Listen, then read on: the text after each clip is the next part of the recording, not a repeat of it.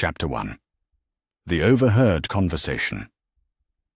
Blaise Zabini had always prided himself on his ability to remain unseen when it mattered.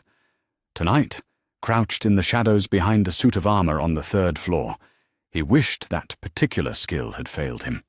The corridor stretched empty in both directions, save for the 2 figures speaking in hushed tones near the window overlooking the Quidditch pitch. Professor McGonagall's tartan robes caught the moonlight as she gestured toward the grounds below, where the remnants of the day's match, the abandoned Quidditch equipment, the scattered programs, lay like discarded memories. "The boy nearly died today, Albus." McGonagall's voice carried a tremor that Blaise had never heard before. "Those Dementors, they targeted him specifically. You saw what happened."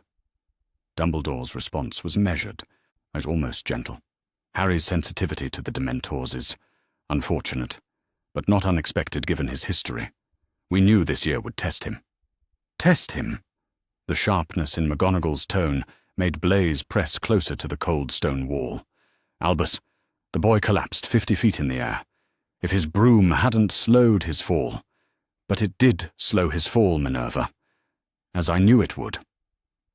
The silence that followed those words felt heavier than the October air, seeping through the ancient stones. Blaise found himself holding his breath, though he couldn't say why. "You knew," McGonagall repeated slowly. "You knew the Dementors would affect him this severely, and you allowed the match to proceed. The boy must learn to face his demons, Minerva.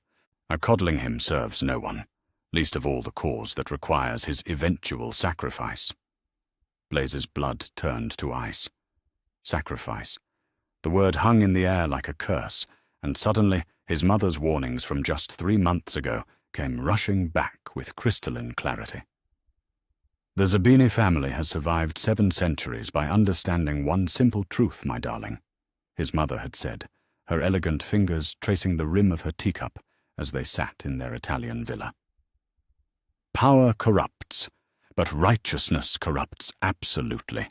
The most dangerous man in any room is the one who believes his cause justifies any means." She had been speaking of Dumbledore then, though Blaise hadn't understood why.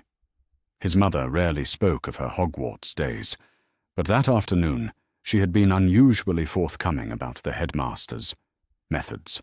"I've watched that man orchestrate tragedies for 40 years, she had continued, her voice taking on the cold precision she used when discussing business. "The Prewett twins, sent on a mission he knew would kill them. The McKinnons, their safe house location, somehow leaked to Death Eaters just hours after Dumbledore visited. The Potters themselves, convinced to rely on a secret keeper he personally suggested." At the time, Blaise had assumed his mother's cynicism stemmed from her own dark experiences during the war. She had, after all, lost 2 husbands to accidents during those terrible years. But now, listening to Dumbledore speak of Harry Potter, a 13-year-old boy, as a necessary sacrifice, her words took on a horrifying new meaning. "Albus, he is a child," McGonagall was saying, though her protest sounded weary, not as if she had made it many times before. "He is a weapon, Minerva. One that must be properly tempered, if it is to serve its purpose. The boy's suffering is regrettable but necessary. It builds character, resilience, and, most importantly, the kind of loyalty that cannot be broken by comfort or kindness." Blaise had to clamp a hand over his mouth to keep from making a sound. The casual cruelty in Dumbledore's tone, the way he spoke of engineering a child's suffering, made his stomach churn. "And if the suffering breaks him instead?" McGonagall asked quietly. "Then he was never strong enough to serve his purpose to begin with, and we will find another way." The headmaster turned from the window then, his long silver beard catching the moonlight. Even from his hiding place, Blaise could see the cold calculation in those famous blue eyes, eyes the entire wizarding world trusted implicitly. "I trust you will continue to keep young Harry properly isolated, Minerva. His growing friendships with Miss Granger and Mr. Weasley are acceptable, useful even. But we cannot allow him to form attachments to anyone with the knowledge or influence to question our guidance." "You mean anyone who might actually help him," McGonagall said, and for a moment her voice carried a note of something that might have been defiance. "I mean anyone who might interfere with what must be done," Dumbledore replied mildly. "The boy's trust in authority figures is essential, Minerva. If he begins to question my judgment, if he starts thinking for himself too much, too early, well, let us simply say that would complicate matters considerably." They moved past Blaze's hiding spot then, their footsteps echoing down the corridor as they continued their conversation in voices too low to follow. But Blaze had heard enough. He remained crouched behind the armor for long minutes after they disappeared, his mind racing. Everything his mother had told him, every warning about Dumbledore's methods, every hint about the headmaster's willingness to sacrifice others for his version of the greater good. It was all true. And Harry Potter, the boy who lived, the savior of the wizarding world, was just another pawn on Dumbledore's chessboard. Blaze thought of the boy he had shared classes with for 3 years. Potter was ordinary, really. Brave to the point of stupidity, occasionally brilliant, as often infuriating in his Gryffindor righteousness. But beneath all of that was something Blaze recognized because he saw it in his own mirror every morning. The careful distance of someone who had learned not to trust too easily, the quiet wariness of a child who had known too much disappointment. The Dursleys. Blaze had never paid much attention to Potter's home life, but now he wondered. His mother had mentioned once, almost offhandedly, that placing a magical child with violently anti-magical relatives was a choice that served no purpose except to ensure that child would be desperate for any adult approval when they finally entered the wizarding world. How perfectly convenient for Dumbledore. The realization hit him like a physical blow. Potter's hero worship of the headmaster, his desperate need for approval from authority figures, his willingness to charge headfirst into danger on the word of adults who claimed to care about him. It wasn't natural Gryffindor recklessness. It was the calculated result of 13 years of careful manipulation. And now Dumbledore was escalating. The Dementors, the deliberate isolation, the casual dismissal of the boy's suffering. It was all part of some larger plan that required Potter to be broken down, built back up, and ultimately sacrificed for whatever cause Dumbledore deemed worthy. Blaze stood slowly, his legs cramped from crouching. His mother had taught him many things over the years, but the most important lesson was this. When you witnessed an injustice and had the power to act, your silence made you complicit. He could return to Slytherin Tower, mind his own business, and let events unfold as Dumbledore intended. It would be the smart thing to do, the safe thing. The Zabini family had survived 7 centuries by avoiding entanglements that didn't serve their interests, but Potter didn't deserve what was being done to him. And if Dumbledore was truly as dangerous as his mother believed, then everyone in the wizarding world was at risk from the headmaster's version of the greater good. Someone needed to warn Potter. Someone needed to help him see the truth about the man he trusted most. The question was who? Potter's closest friends, Granger and Weasley, were unlikely to believe such accusations without proof. And even if they did, they were just 13-year-old students. What could they do against someone of Dumbledore's influence? But then Blaze remembered something else his mother had said. The most dangerous person to a manipulator is someone who can think clearly, research thoroughly, and isn't emotionally invested in maintaining comfortable illusions. Granger. The girl was brilliant, obsessively thorough in her research, and, most importantly, she cared enough about Potter to listen. Really listen, to concerns about his welfare. If anyone could be convinced to see the truth, if anyone could help Potter break free from Dumbledore's web of manipulation, it would be Hermione Granger. The decision crystallized in his mind with surprising clarity. Tomorrow he would find a way to approach her. It wouldn't be easy. Slytherins and Gryffindors mixing was suspicious enough without adding the complication of his family's reputation. But he would find a way. Potter deserved to know the truth about the man who claimed to protect him. And if Blaise was very careful, very clever, perhaps he could help ensure that this time Dumbledore's sacrificial lamb would choose to walk away from the altar. The thought should have terrified him. Instead, as he finally made his way back to the Slytherin dormitories, Blaise Zabini found himself smiling for the first time in weeks. After all, the most interesting games were always the most dangerous ones. Chapter 2. An Unlikely Proposal. The library was Hermione's sanctuary, especially in the hours between dinner and curfew, when most students abandoned their studies for gossip and games.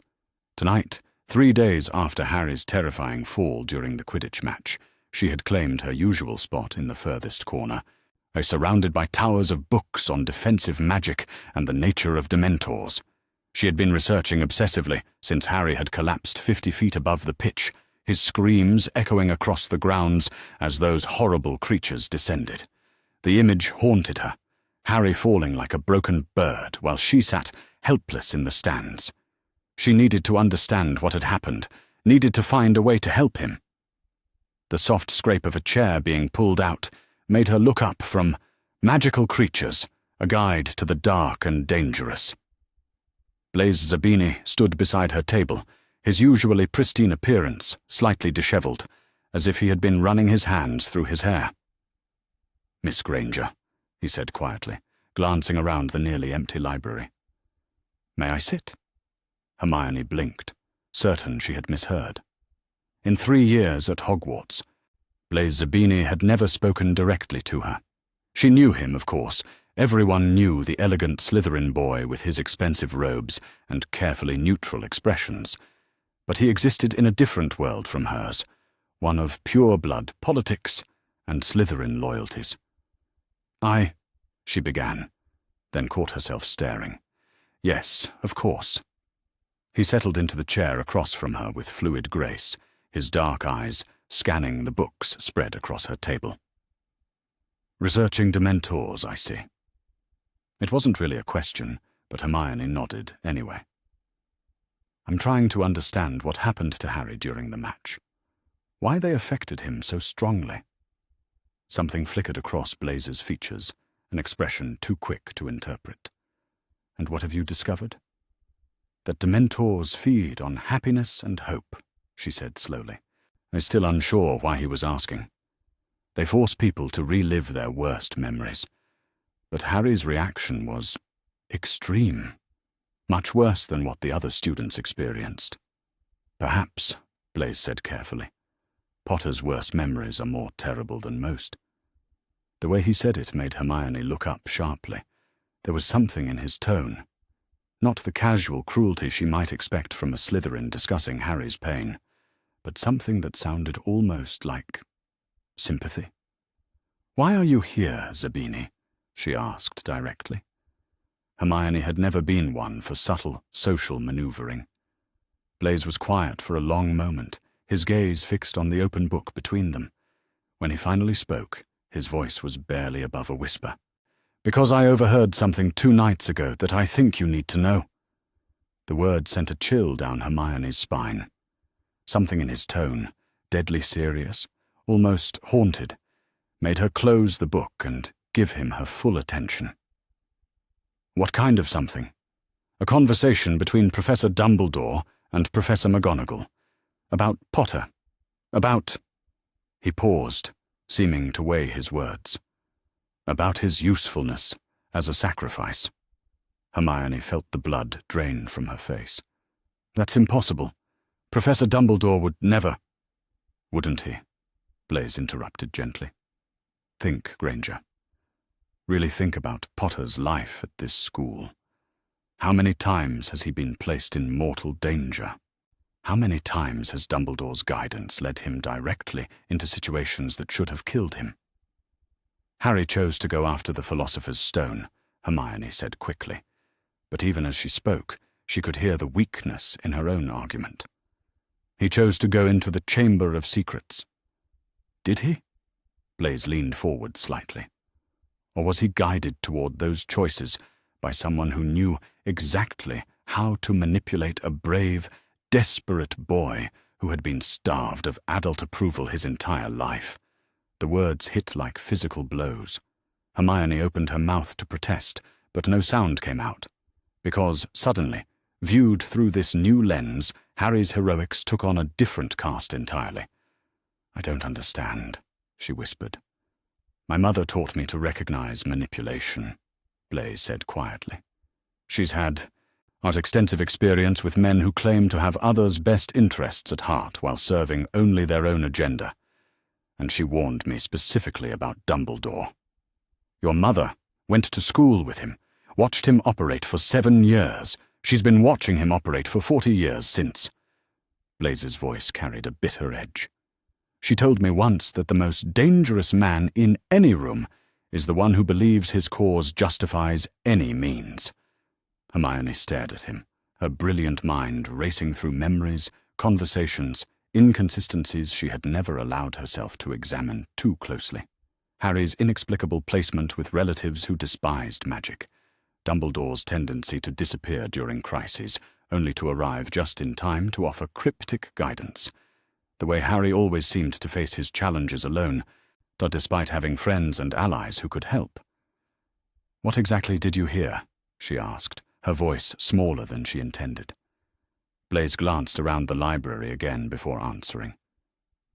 Dumbledore told McGonagall that Potter's suffering was necessary to build character and loyalty, that he was a weapon that needed to be properly tempered.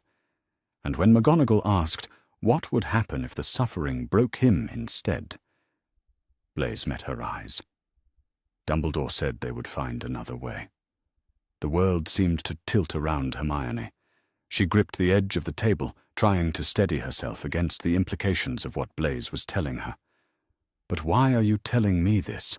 she managed. We don't even know each other." "Because Potter trusts you," Blaise said simply. "More than anyone else in this school, or he trusts you to tell him the truth.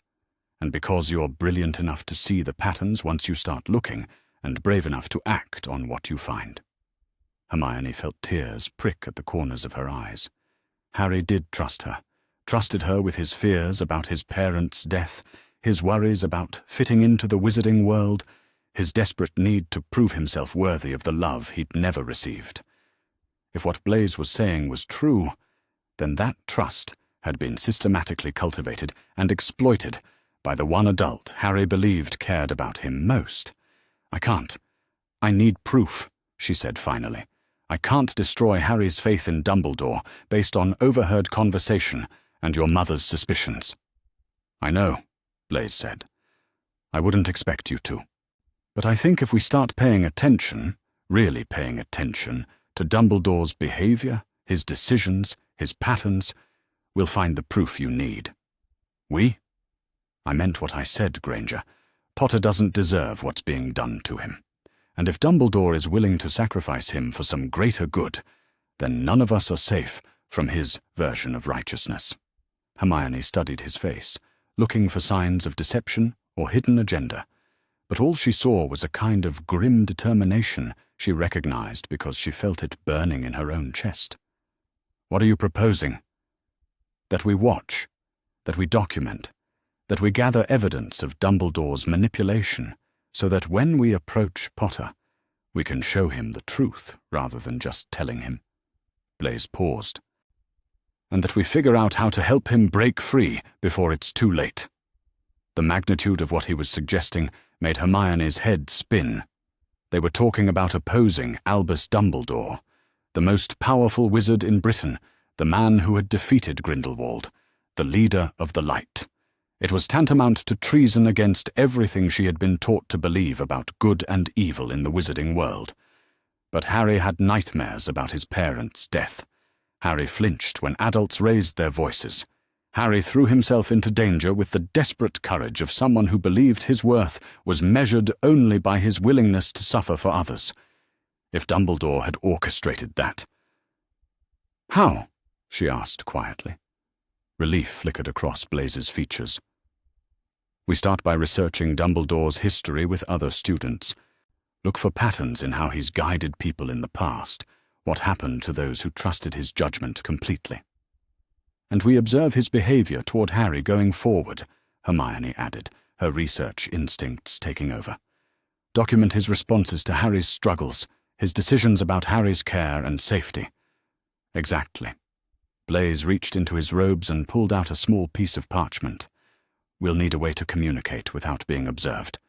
I've taken the liberty of researching some discreet methods. Hermione unfolded the parchment and found herself looking at detailed notes about magical communication techniques, charmed coins that warmed when touched by their partner, invisible ink that appeared only when exposed to specific wand movements, as even a simplified version of the Protean charm that could sync messages across multiple objects. You've already been planning this, she realized. I've been planning since the moment I heard Dumbledore speak about Potter as an acceptable loss, Blaise said grimly.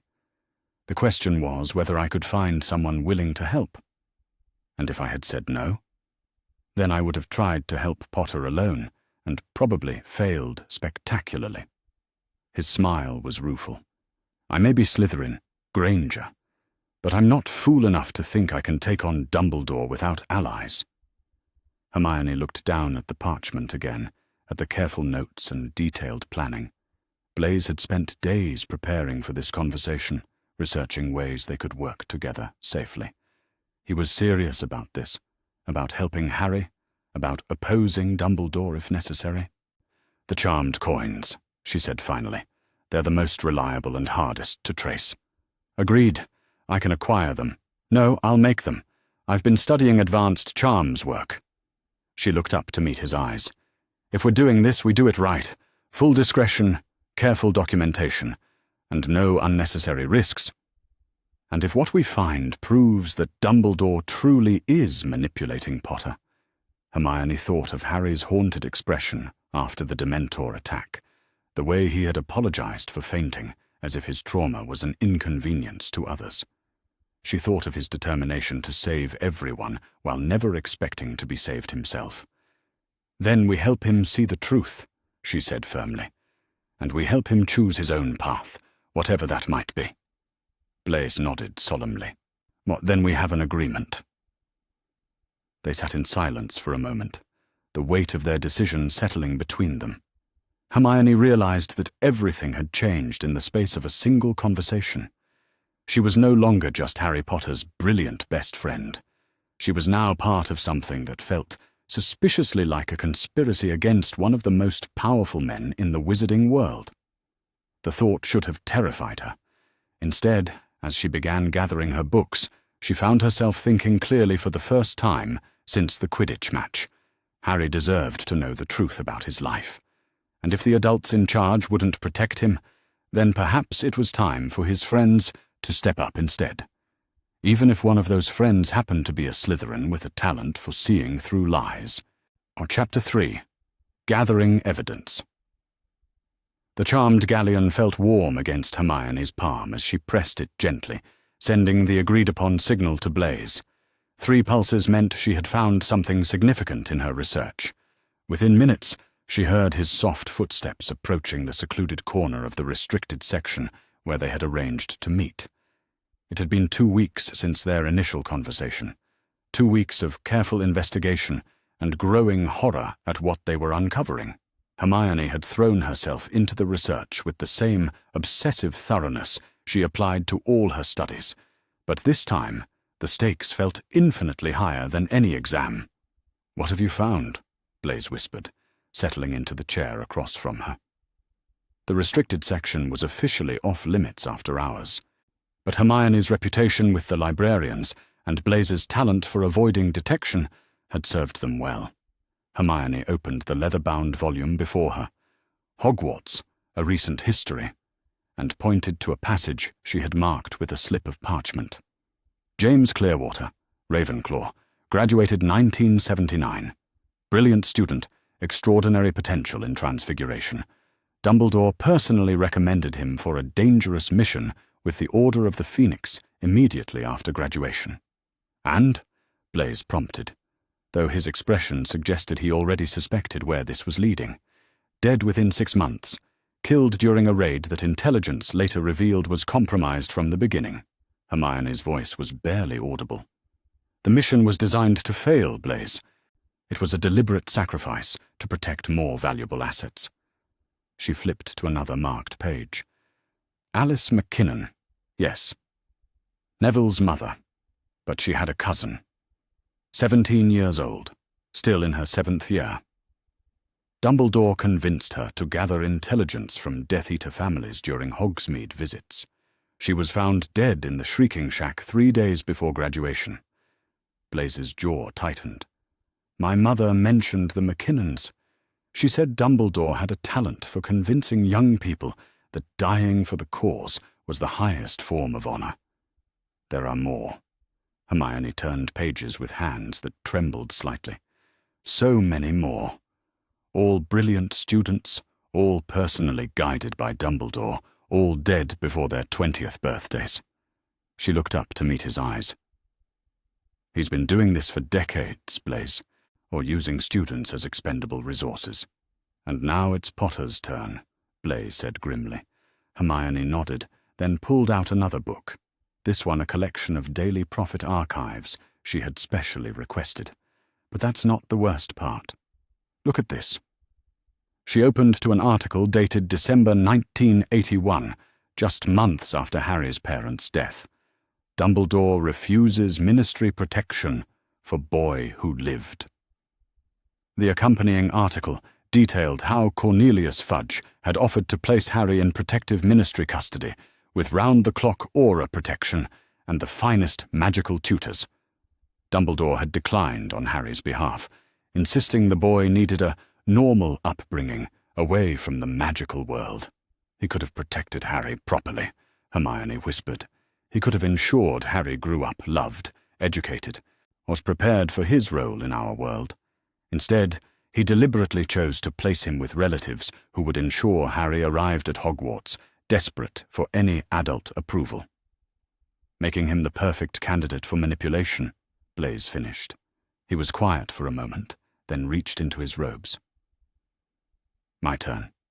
My mother's latest letter arrived this morning. He unfolded an elegant piece of parchment covered in flowing script. She's been discreetly questioning some of her contacts about Dumbledore's wartime decisions. Listen to this.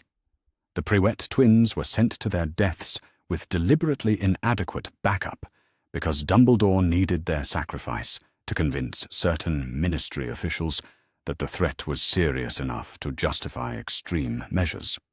Hermione felt sick. Fabian and Gideon Prewett, they're Molly Weasley's brothers. The same. And here, the Potter family's secret keeper arrangement was Dumbledore's suggestion. He personally recommended Pettigrew, despite concerns raised by other Order members about the boy's suitability. Blaise's voice carried a cold fury. He orchestrated their deaths, Hermione. Harry's parents died because Dumbledore needed a martyred hero and a traumatized weapon. The words hung in the air between them like a curse. Hermione stared down at the evidence spread across the table. Decades of manipulation, sacrifice, and calculated loss of life, all orchestrated by the man the wizarding world revered as their greatest protector. And now Harry faces the Dementors, she said quietly. The most traumatic creatures in existence, art placed at his school without adequate protection or preparation. While Dumbledore forbids him from learning proper defensive magic, Blaise added, Potter could have been learning the Patronus charm in first year if Dumbledore had wanted him to. Instead, he's allowed to suffer through panic attacks and relive his worst memories until he's desperate enough to accept any help offered.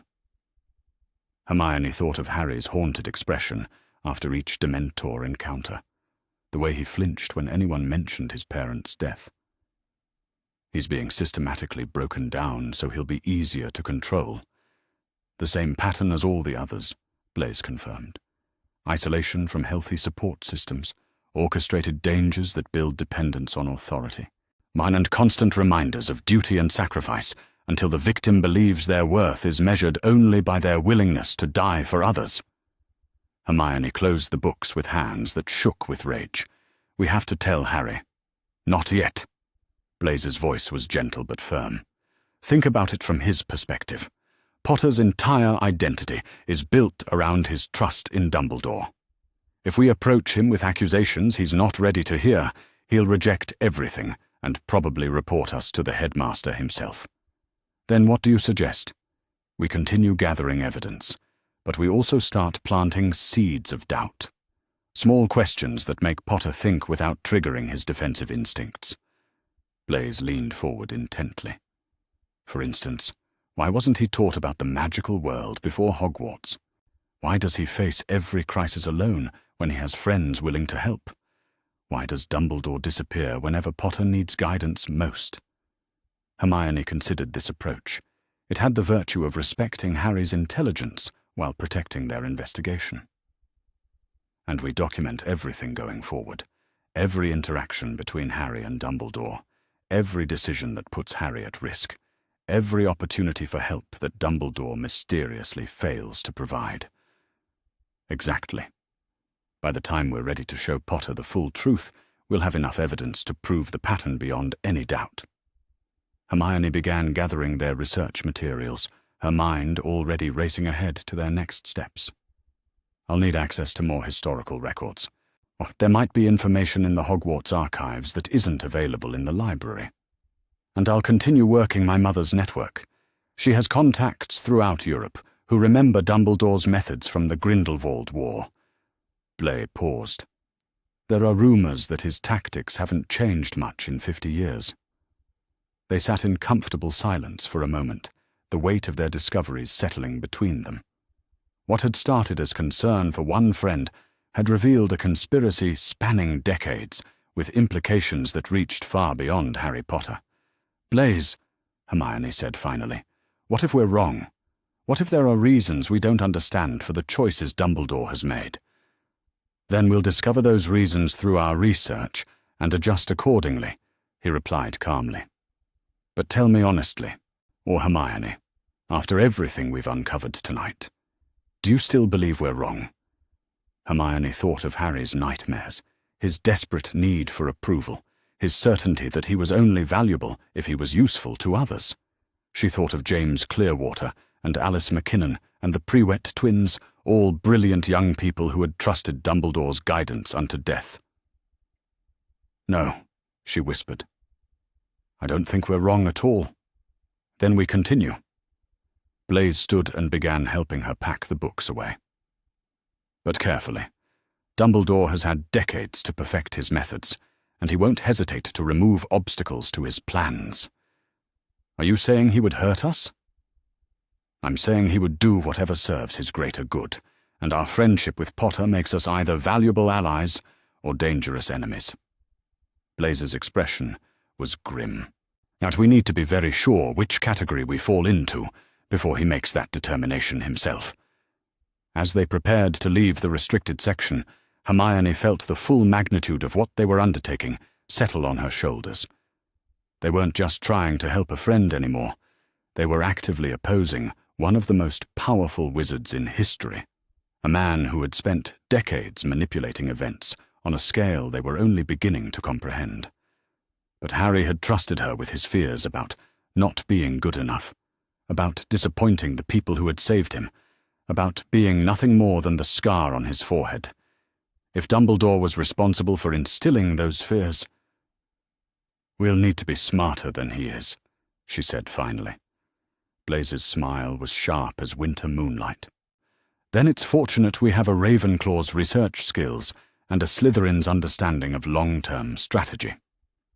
And a Gryffindor's willingness to act when action is needed, Hermione added. Indeed.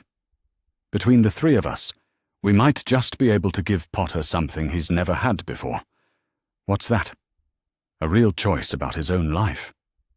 As they made their way back through the darkened corridors of Hogwarts, Hermione found herself thinking about choices, all the choices that had been taken away from Harry before he was old enough to make them himself, and all the choices he could still make if given the chance. Their investigation was far from complete, but already one thing was becoming clear. Harry Potter deserved to know the truth about his life, no matter how painful that truth might be. And if Dumbledore wouldn't give him that choice, then perhaps it was time for his friends to do so instead. The charmed galleon in her pocket had grown cool, but the determination burning in her chest showed no signs of fading. Tomorrow, they would continue gathering evidence. Tonight, she would begin planning how to give Harry Potter back his freedom. Chapter 4. The Patronus Revelation. Harry slumped into the armchair by the Gryffindor common room fire, exhaustion weighing on him like a physical burden. His third lesson with Professor Lupin had ended the same way as the first two, with him unconscious on the floor of the defense classroom, while phantom screams echoed in his ears. The common room was nearly empty at this late hour, most students having retired to their dormitories. But only Hermione remained at the table where she had been working on her ancient runes translation, though Harry noticed she kept glancing up at him with poorly concealed concern. "How did it go?" she asked gently, closing her textbook and moving to the chair across from him. Harry rubbed his face with both hands, trying to banish the lingering echoes of his mother's voice. That last, desperate scream that seemed to grow clearer with each failed attempt at producing a Patronus. "Same as always," he muttered. "The Dementor gets close, I hear. Things. And then I wake up on the floor feeling like I've been hit by a bludger." "What kind of things?" Hermione's voice was carefully neutral, but something in her tone made Harry look up. She was watching him with an intensity that suggested this wasn't casual curiosity. "At my mum," he said quietly. "I hear her screaming, begging Voldemort to take her instead of me." He paused, the memory of that voice, so young, so desperate, making his chest tighten. "And sometimes I hear him too. Voldemort." Laughing. Hermione's face went pale. "Harry, how often do you remember that night?" "I don't remember it exactly. It's more like pieces, fragments that don't quite fit together." Harry stared into the fire, trying to organize thoughts that felt scattered and fragmented. "Green light, my mother's voice, the sound of someone falling. But it's all confused, like trying to remember a nightmare." "And the Patronus lessons are making it clearer?" "Professor Lupin says that's normal, that Dementors force you to relive your worst memories, so the more I'm exposed to them, or the more I'll remember." Harry's voice dropped to barely above a whisper. "He says I need to accept the memories before I can move past them."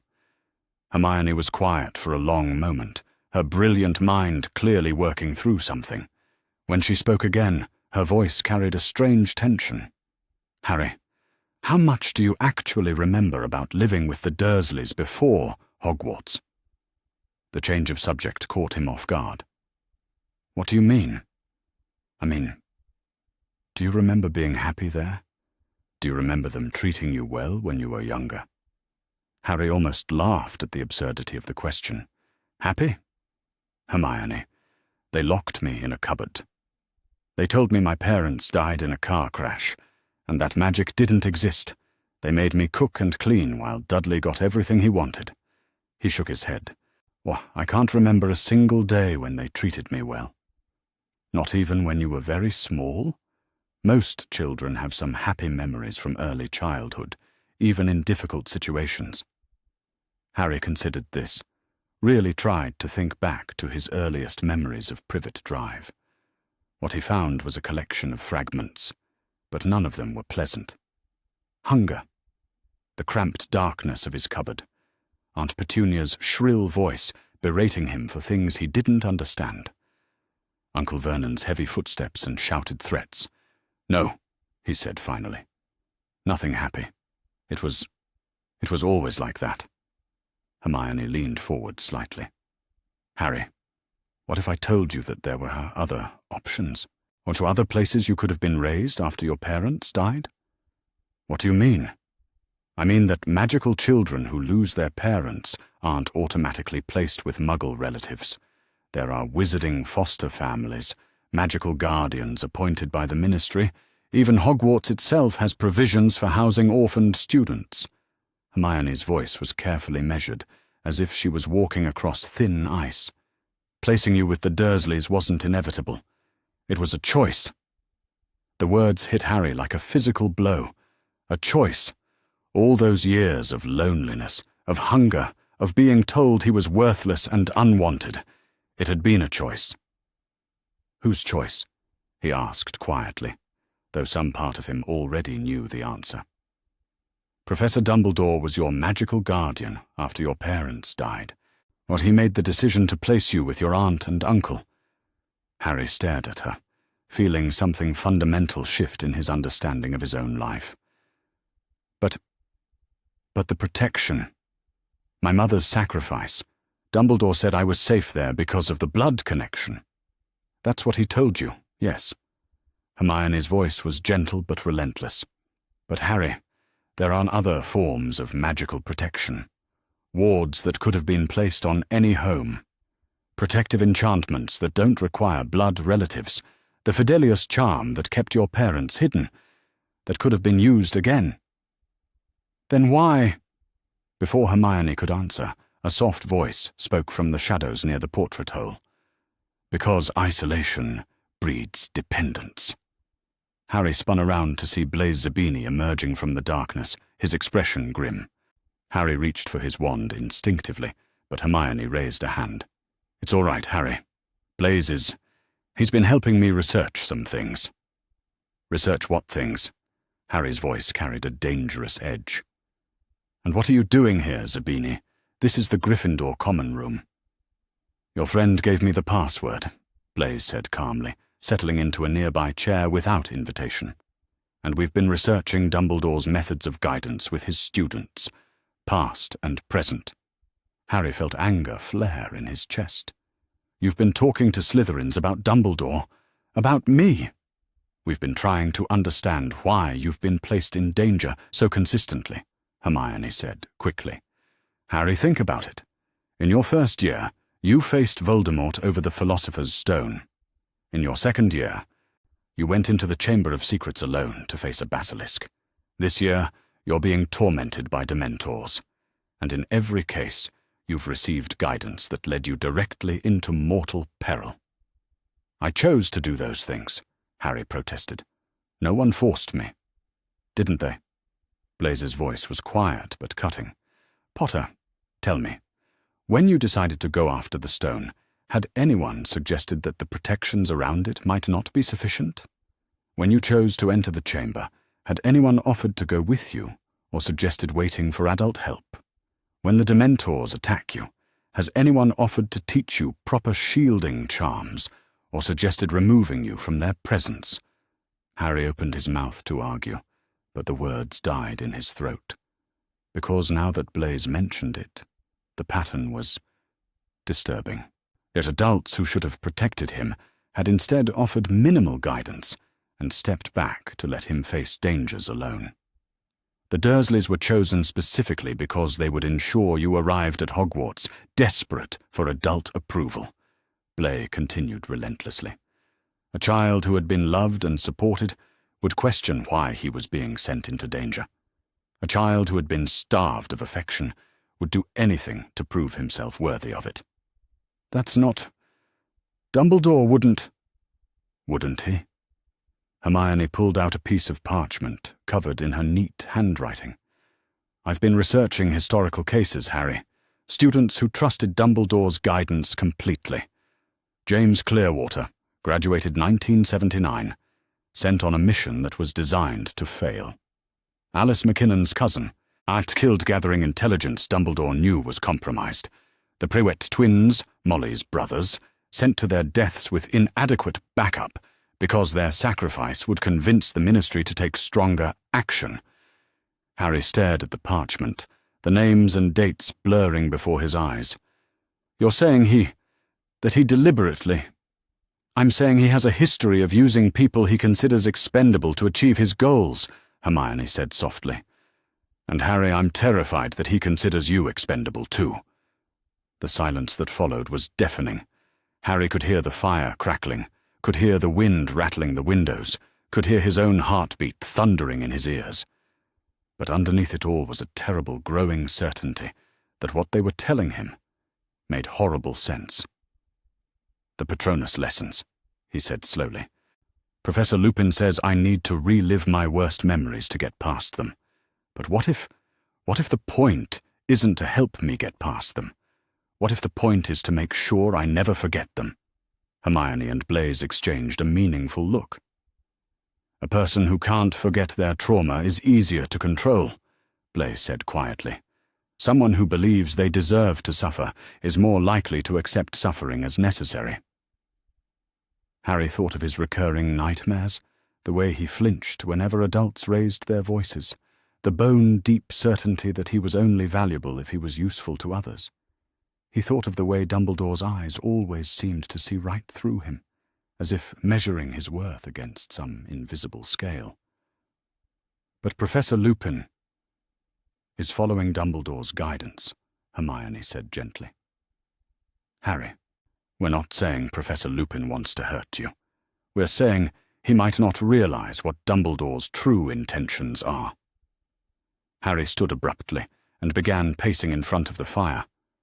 Everything they were telling him contradicted everything he had believed about his life, about the adults who claimed to care for him, about his own place in the wizarding world. If what you're saying is true, he said finally, if Dumbledore has been manipulating me all this time, then what am I supposed to do about it? You could start by asking questions, Blaise suggested. Real questions. Why were you placed with relatives who abused you when other options existed? Why do you face every crisis alone when you have friends willing to help? Why does Dumbledore disappear whenever you need guidance most? Or only to reappear with cryptic advice after you've already risked your life? And you could start thinking about what you actually want, Hermione added. Not what Dumbledore expects from you, not what the wizarding world needs from you, but what Harry Potter wants for his own life. The concept was so foreign to Harry that he actually stopped pacing. What did he want? For 13 years his wants had been simple. Enough food, a warm place to sleep, someone to care whether he lived or died. At Hogwarts, his wants had expanded slightly. To fit in, to make his parents proud, to prove himself worthy of the love and respect he'd never received. But now they were asking him to consider wants that had nothing to do with proving his worth or earning approval. The idea was both terrifying and exhilarating. I don't know, he admitted. I don't know what I want. That's all right, Hermione said softly. It's all right not to know yet. But Harry, you deserve the chance to figure it out. You deserve to make your own choices about your own life. Harry looked at his two unlikely allies, his brilliant best friend and a Slytherin who had no obvious reason to care about his welfare. For the first time in his life, he was being offered something he had never imagined, the possibility of agency over his own destiny. If I start asking these questions, he said slowly, if I start pushing back against Dumbledore's expectations, what happens then? Blaise's smile was sharp as winter moonlight. Then you find out whether the people who claim to care about you actually respect your right to choose for yourself. And if they don't? Then you learn who your real allies are, Hermione said firmly, and you make decisions based on what you've learned. Harry sank back into his chair, his mind reeling from everything he'd heard. The fire had burned low while they talked, casting dancing shadows across their faces. Outside, he could hear the wind picking up, rattling the ancient windows of the castle. For the first time in his life, Harry Potter was beginning to understand that he might have choices he'd never known existed. The question now was whether he had the courage to make them. Chapter 5. The Sirius Black Connection. The December snow fell steadily outside the library windows, as Hermione spread the latest batch of research across their secluded table. 3 weeks had passed since their conversation with Harry in the Gryffindor common room, and while he hadn't committed to their cause, he had begun asking the kinds of questions that suggested their words had taken root. Blaise arrived precisely on time, as had become his habit, carrying a leather portfolio that looked expensive enough to buy textbooks for half of Hogwarts. His usually composed expression carried an undercurrent of grim satisfaction that immediately caught Hermione's attention. "You found something," she said without preamble. "My mother's contacts came through," Blaze confirmed, settling into his chair and opening the portfolio. "It seems the Black family's legal troubles were more selective than the general public realizes." He withdrew a collection of official-looking documents, each bearing the seal of different wizarding legal institutions across Europe. "These are copies of court records, witness statements, and legal proceedings from Sirius Black's arrest and trial in November 1981. Hermione leaned forward eagerly. "What did you find?" "What I didn't find is more interesting." Blaze's voice carried that cold precision he used when discussing particularly damning evidence. "Hermione, there was no trial." The words hit her like a physical blow. "What do you mean, no trial?" "I mean, Sirius Black was arrested, questioned under highly irregular circumstances, and sent directly to Azkaban without a formal hearing, without legal representation, and without any of the standard investigative procedures being followed." Blaze pulled out a document marked with the Ministry's official seal. "This is the arrest warrant, signed by Bartemius Crouch Sr. Note the date, November 3rd, 1981, 2 days after the Potter's death." Hermione studied the parchment, her legal-minded brain immediately catching the irregularities.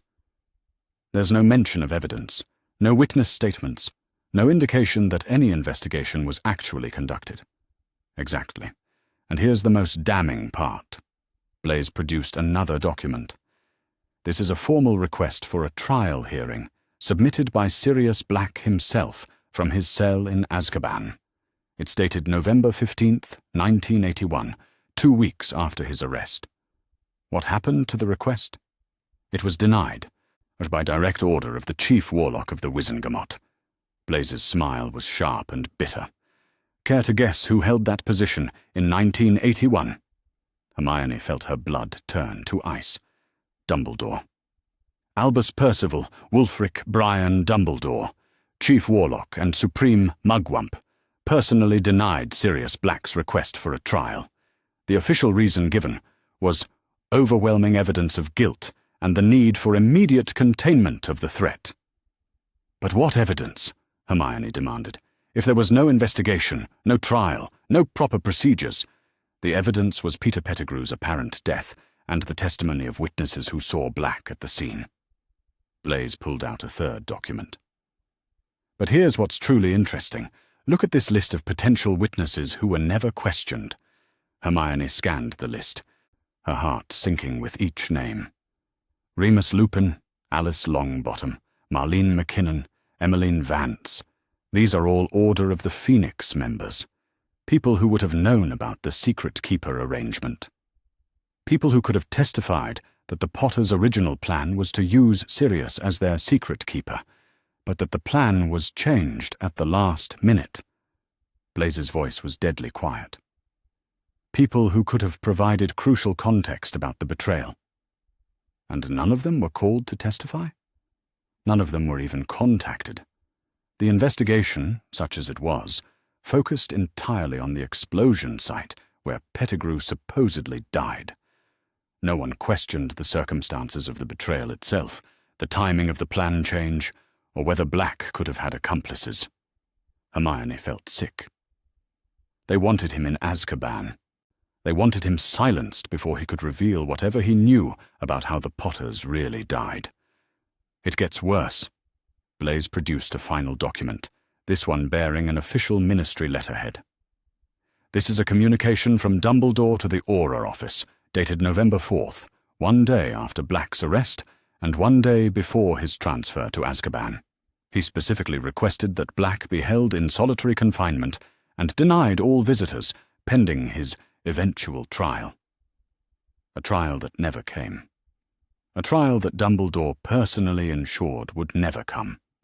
Blaze gathered the documents back into his portfolio. Sirius Black has been in Azkaban for 12 years, without ever having the chance to tell his side of the story, and the one man with the authority and influence to ensure he received proper justice was the same man who made sure he didn't. Hermione stared out the window at the falling snow, her mind racing through the implications. Harry's godfather, the person legally appointed to care for him if his parents died, the person who could have challenged Dumbledore's decision to place Harry with the Dursleys, the person who might have told Harry the truth about his parents' death, about the war, about the choices available to him. Blaze's expression was grim. Dumbledore needed Harry isolated, dependent, and ignorant. Sirius Black represented a threat to all three objectives. So he let an innocent man rot in prison for over a decade to maintain control over a child. The words tasted bitter in Hermione's mouth. God, Blaze, how deep does this conspiracy go? Deep enough that we're only seeing the surface. Blaze leaned back in his chair, his dark eyes reflecting the weight of their discoveries. But we have enough now to approach Potter. He deserves to know that his godfather might be innocent, and that Dumbledore is the reason Black never had a chance to prove it. Hermione nodded slowly, then froze as another realization struck her. Blaze, if Sirius is innocent, then he's not trying to kill Harry. He's probably trying to reach him, to make contact, which would explain why he's managed to evade capture for months, despite the entire Ministry hunting for him. He's not trying to hide. He's trying to get close to Hogwarts, close to Potter. The implication sent chills down Hermione's spine. All those security measures, what all those Dementors around the school, they're not protecting Harry from a killer. They're preventing an innocent man from reaching his godfather. And if Black does manage to make contact, if he tells Potter the truth about what happened 12 years ago, Blaze didn't need to finish the thought. Harry would learn that Dumbledore condemned an innocent man to 12 years of hell to keep Harry under his control. Hermione felt anger burning in her chest, hot and righteous. We have to tell him. Carefully, Blaze cautioned. Potter still thinks Black betrayed his parents. He's been conditioned to see him as the ultimate enemy. If we approach this wrong, he'll reject everything we tell him and probably report us to Dumbledore. Then how do we approach it right? Blaze was quiet for a moment, considering. As we start with questions, we ask Potter what he actually knows about his parents' death beyond the basic story. We point out the inconsistencies in the official version, and we suggest that maybe, just maybe, not everyone who claims to have his best interests at heart is telling him the truth. Hermione pulled out a piece of parchment and began making notes. We need to be systematic about this. What does Harry know versus what he's been told? What are the gaps in the official story? What questions should he be asking? And we need to prepare for the possibility that Black will make contact on his own, Blaze added. If our theory is correct, if he is trying to reach Potter, then we should be ready to help facilitate that meeting rather than let it happen by chance. You're talking about deliberately arranging a meeting between Harry and an escaped prisoner.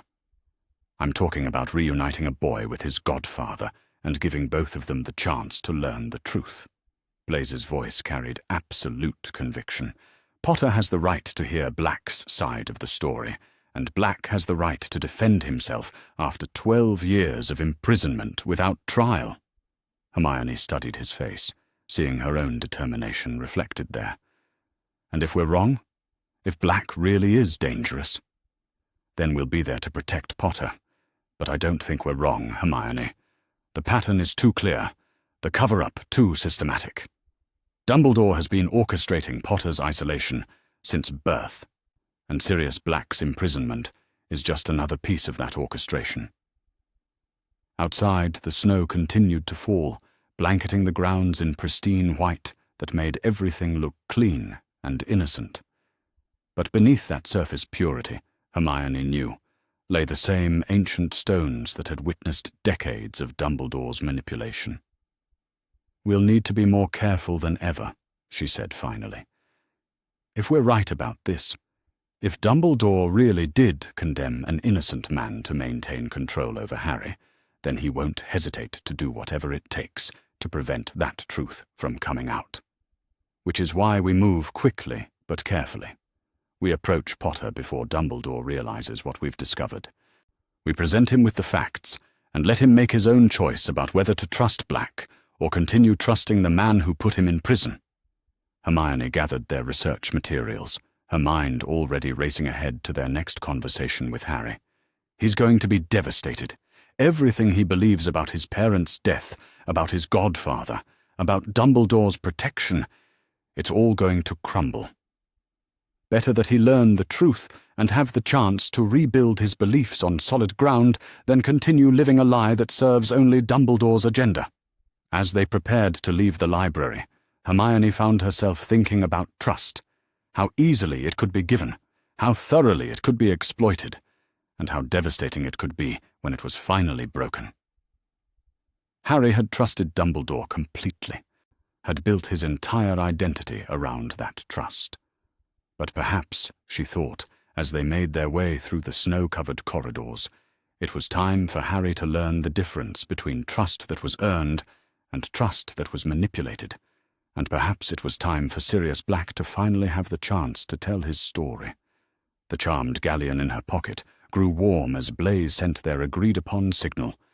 Tomorrow, they would approach Harry with their discoveries about his godfather. Tomorrow, they would begin the process of giving Harry Potter back a piece of his family that had been stolen from him 12 years ago. The thought both thrilled and terrified her.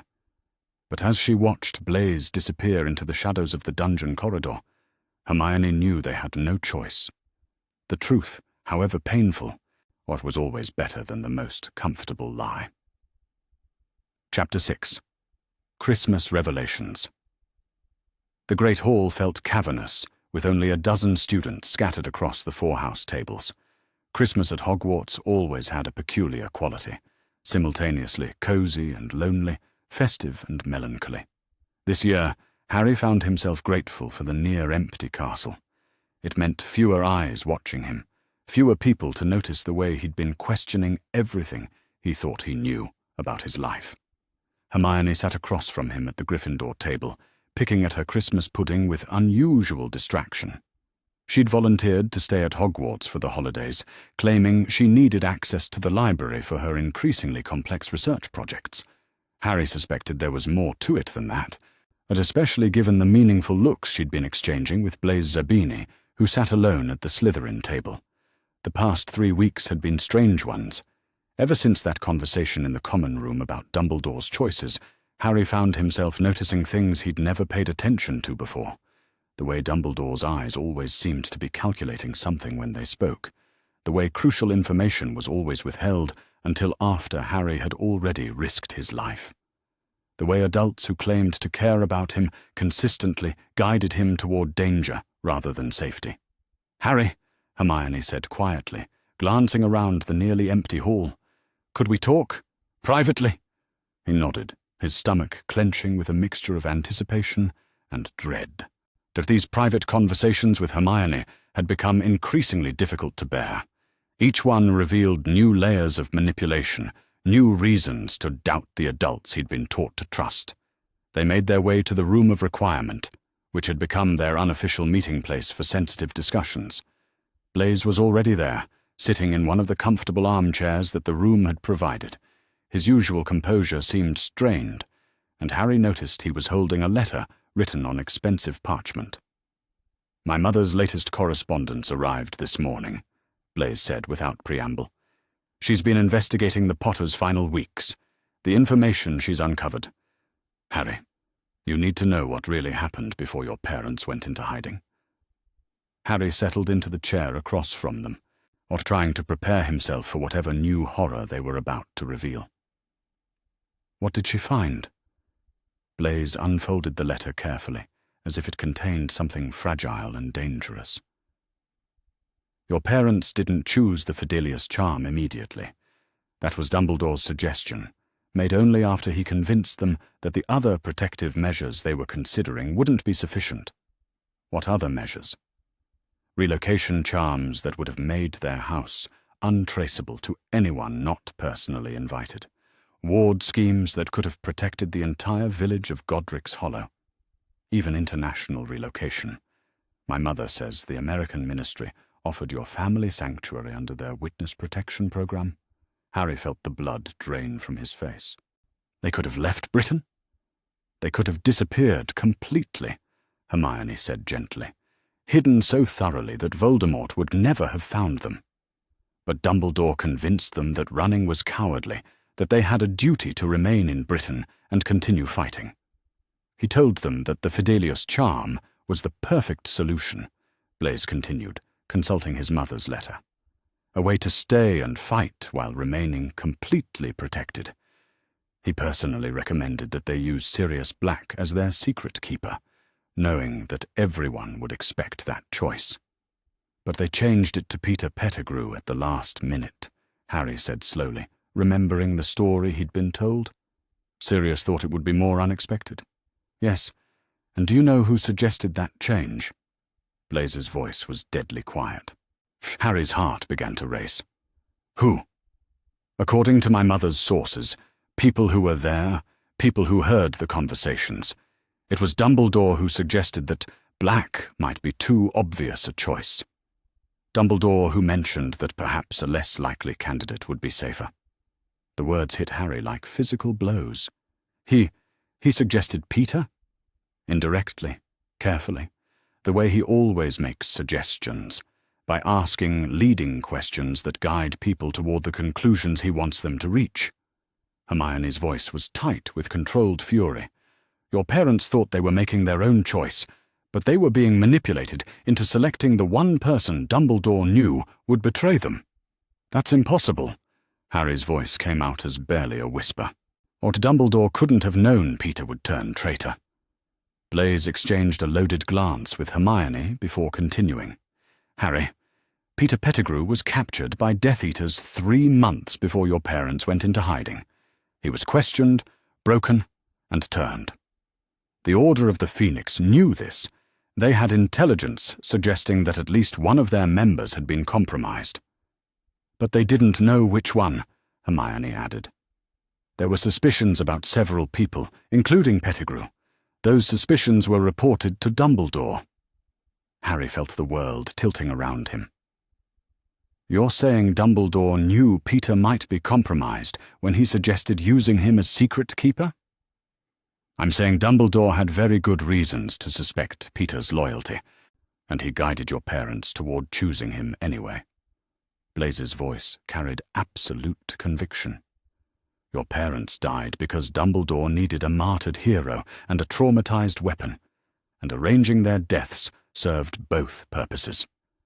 The silence that followed was deafening.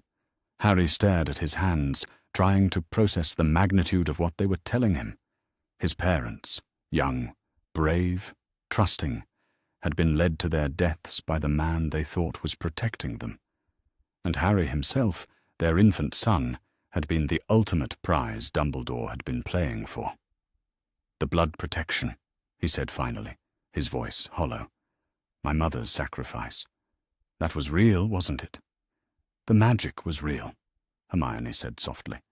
Lily's love did protect you, but Harry, that protection could have been invoked in any number of ways. But it didn't require her death, it required her willing sacrifice. If your family had been properly hidden, if adequate protections had been in place, she could have saved you without dying. But Dumbledore needed her to die, Harry realized with sickening clarity. He needed the story, the tragic sacrifice, the orphaned hero who would be grateful for any guidance, any approval, any scrap of affection. He needed you dependent and controllable, Blaise confirmed. A boy who would do anything to prove himself worthy of the love his parents died to give him.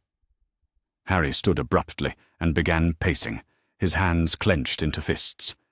Everything about his life, his childhood with the Dursleys, his desperate hunger for approval, his willingness to throw himself into danger for others, it had all been deliberately orchestrated.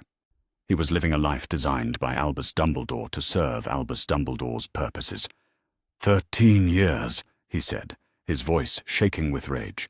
13 years of believing that my parents died to save me, when really they died because Dumbledore needed them to die. Harry, no. He spun to face them, his eyes blazing. Don't try to soften it. Don't try to make it less horrible than it is. That man murdered my parents as surely as if he'd cast the killing curse himself. And then he placed me with people who would abuse me, isolate me, make me desperate for the approval of the very man who orchestrated my orphaning." Hermione's eyes filled with tears. "I'm so sorry, Harry. I'm so sorry we had to be the ones to tell you this." "I'm not sorry you told me," Harry said fiercely. "I'm grateful. For the first time in my life, I understand what actually happened to my family. For the first time, I can see the pattern." He continued pacing, his mind racing through memory after memory, viewing each one through this new lens. "Every time I've faced danger, every crisis I've survived, he's been pulling the strings. First year with the stone, second year with the chamber, this year with the Dementors. He lets me stumble into these situations, lets me nearly die, and then arrives just in time to offer cryptic wisdom and praise my bravery." "Building your trust and dependence," Blaise said grimly, "making sure you associate survival with his guidance." "And what's the end game?" Harry stopped pacing and faced them directly. "What does he ultimately want from me?" "We don't know yet," Hermione admitted. "But based on the historical pattern, he wants me to die gloriously for some cause he deems worthy," Harry finished, "just like James Clearwater, just like the McKinnons, just like all the others." The three of them sat in heavy silence, the weight of their discoveries settling like a shroud over the room. Outside, snow continued to fall, covering the grounds in deceptive purity. Harry thought about how appropriate that was, beautiful surfaces concealing rot underneath. "What do I do now?" he asked finally. "How do I continue living at this school, taking his classes, pretending to respect him, when I know what he is?" "Carefully," Blaise said immediately. "Dumbledore has been playing this game for decades.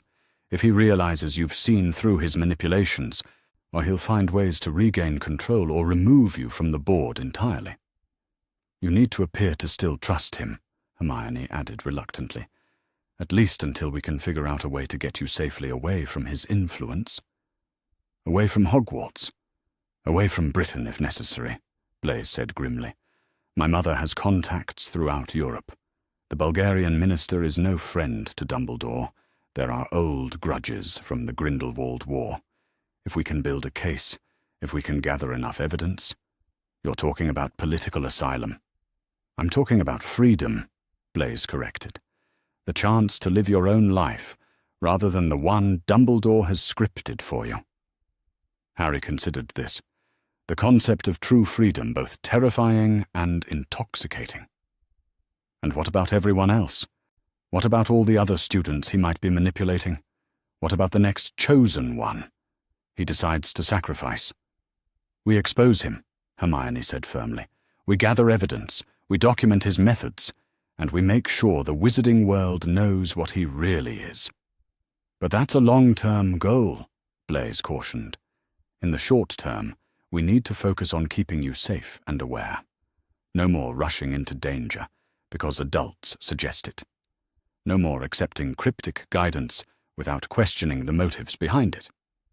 And no more trusting anyone who claims to have your best interests at heart without proving it through actions," Hermione added. Harry nodded slowly, feeling something fundamental shift inside him. The boy who had desperately sought approval from authority figures was gone. In his place was someone harder, warier, more determined to make his own choices about his own life. "There's something else," he said quietly. "Something I should have mentioned earlier. I've been having dreams. Strange dreams about a man I don't recognize. Someone who seems to know things about my parents, about what really happened that night." Hermione and Blaise exchanged another meaningful look. "Harry," Hermione said carefully, "can you describe this man? Thin, pale, with long dark hair and grey eyes. He looks haunted, like he's been through something terrible." Harry frowned, trying to recall the details. "In the dreams he keeps trying to tell me something, but I can never quite hear what he's saying." That sounds like, Blaise began, then stopped himself. Like who? Like Sirius Black, Hermione finished quietly. Harry, what if those aren't dreams? What if your godfather is trying to contact you? The possibility hit Harry like lightning. You think Sirius is innocent? We think Sirius never had a trial, Blaise said carefully. We think he was condemned without ever having the chance to tell his side of the story, and we think Dumbledore made sure of that. Harry stared at them, pieces of the puzzle clicking into place with sickening clarity. If Sirius is innocent, if he didn't betray my parents, then everything I've been told about that night is a lie. Not everything, Hermione said gently. Your parents still loved you. Your mother still died to save you. But the rest of it, the betrayal, the guilt, the story that's shaped your entire identity, yes, that might all be lies. Harry felt tears he hadn't shed since childhood, burning behind his eyes. I need to see him. I need to hear the truth from him directly. We'll find a way, Blaise promised. But Harry, you have to understand, if we're right about this, if Sirius is innocent and trying to reach you, then Dumbledore will do anything to prevent that contact, including putting you in more danger if necessary. Then we'll have to be smarter than he is, Harry said firmly. We'll have to give my godfather the chance to tell me what really happened the night my parents died. As they sat together in the room of requirement, planning and strategizing, Harry felt something he hadn't experienced in years. Hope. Not the desperate hope for approval or acceptance he'd carried since childhood, but the calm hope of someone who finally understood his situation and was preparing to change it. Dumbledore had spent 13 years shaping Harry into a weapon for his own purposes.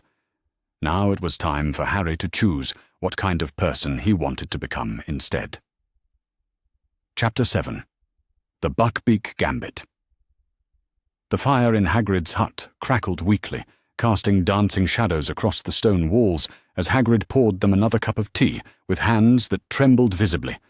The gamekeeper's massive frame seemed diminished somehow, hunched over the scarred wooden table, as if carrying an invisible weight. Committee's made their decision, Hagrid said, his voice thick with barely contained emotion. Buckbeak's execution is set for sunset tomorrow. They're sending someone from the Ministry, someone who specializes in... He couldn't finish the sentence. Harry felt rage burning in his chest, clean and pure and directed. 3 weeks had passed since Christmas, 3 weeks since he'd learned the truth about Dumbledore's manipulation of his parents' deaths. In that time, he'd begun to see patterns everywhere, and the pattern surrounding Buckbeak's case was particularly disturbing. This is wrong, he said firmly. Buckbeak was defending himself when he injured Malfoy. Any reasonable investigation would have concluded that. Aye, but Lucius Malfoy's got the Committee for Disposal of Dangerous Creatures in his pocket, Hagrid replied bitterly. Been planning this since the day Draco got scratched. Wanted me discredited. Wanted my classes shut down. Wanted... He trailed off, staring into the fire. Hermione reached across the table to squeeze Hagrid's massive hand. We won't let this happen, Hagrid. Like, there has to be something we can do. Like what? Hagrid's laugh was hollow. I've exhausted every appeal, every legal avenue. Dumbledore himself tried to intervene, but even his influence has limits when Malfoy's involved. That was the part that bothered Harry most. Dumbledore's intervention had been carefully calculated, public enough to maintain his image as Hagrid's advocate, but ineffective enough to ensure the desired outcome. Harry was beginning to recognize the headmaster's signature technique, appearing to help while subtly ensuring failure. After they left Hagrid's hut, the three of them walked in silence toward the castle, each lost in their own thoughts. It wasn't until they reached the room of requirement that Blaise finally voiced what Harry suspected they were all thinking. Oh, he wants this to happen, Blaise said, without preamble, settling into his usual chair. Dumbledore wants Buckbeak executed. That's monstrous, Hermione protested, though her voice lacked conviction. Why would he want an innocent creature to die? Because he knows about the time turner, Harry said quietly, the realization crystallizing even as he spoke. He knows you have it, Hermione. He's been waiting for a situation traumatic enough to compel you to use it. Hermione's face went pale. You think he's orchestrating this to test the time turner? To see if I'll break the laws around time travel? I think he's creating a scenario where you'll feel morally obligated to break those laws, Blaise corrected. Think about it. Hagrid's beloved pet, condemned to die for defending itself against a spoiled brat's deliberate provocation. The execution timed perfectly for maximum emotional impact, and you, with the power to prevent it, but only by risking everything. It's another test, Harry realized. Like the Philosopher's Stone, like the Chamber of Secrets. He creates an impossible situation, provides us with the tools to solve it through dangerous means, and then steps back to see what we'll do. Hermione was quiet for a long moment, her brilliant mind clearly working through the implications. If I use the time turner to save Buckbeak, I'll be violating every regulation the Ministry has about time travel. I could be expelled, imprisoned, or worse. Which would serve Dumbledore's purposes perfectly, Blaise said grimly. Either you use it, and he gains valuable intelligence about time travel's potential, or you refuse and he learns the limits of your moral flexibility. But there's a third option, Harry said, feeling the familiar thrill of rebellion rising in his chest. We save Buckbeak without using the time turner. We solve this problem through our own methods, our own planning, without playing by his rules. How? Hermione asked. The execution is tomorrow at sunset. Buckbeak is being held in a ministry-secured area. We're students with no legal authority, no political influence. But we have something better, Blaise interrupted, his dark eyes gleaming with strategic possibility. We have intelligence, determination, and the element of surprise. Dumbledore expects you to use the time turner, because he's conditioned you to believe that magic is always the solution to magical problems, but sometimes the best solution is the most mundane one. Harry leaned forward intently. What are you thinking? I'm thinking that Ministry security, however magical, still operates on predictable principles. Guards who follow schedules, wards that have specific parameters, procedures that can be subverted by people who understand how bureaucracy actually works. You're talking about a jailbreak, Hermione said, her voice somewhere between horrified and intrigued. I'm talking about a rescue, Blaise corrected smoothly. My mother has contacts in the Ministry, people who owe her favors, people who can provide information about guard rotations, ward specifications, transport schedules. We don't need to overpower the system. We just need to understand it well enough to circumvent it. Hermione stood and began pacing, her analytical mind clearly wrestling with the moral implications. We'd be breaking laws, serious laws.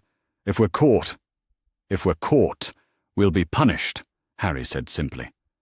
But Hermione, we're already taking risks every day just by questioning Dumbledore's methods. At least this way, we'd be taking risks for something we actually believe in. And we'd be proving something important, Blaise added. We'd be demonstrating that we can solve problems without adult guidance, without magical shortcuts, without playing by rules designed to benefit people who don't have our best interests at heart. Hermione stopped pacing and turned to face them. Now, you're asking me to abandon everything I've been taught about respecting authority and following proper procedures. I'm asking you to choose between blind obedience and conscious action, Harry replied. The same choice I had to make when I learned the truth about Dumbledore.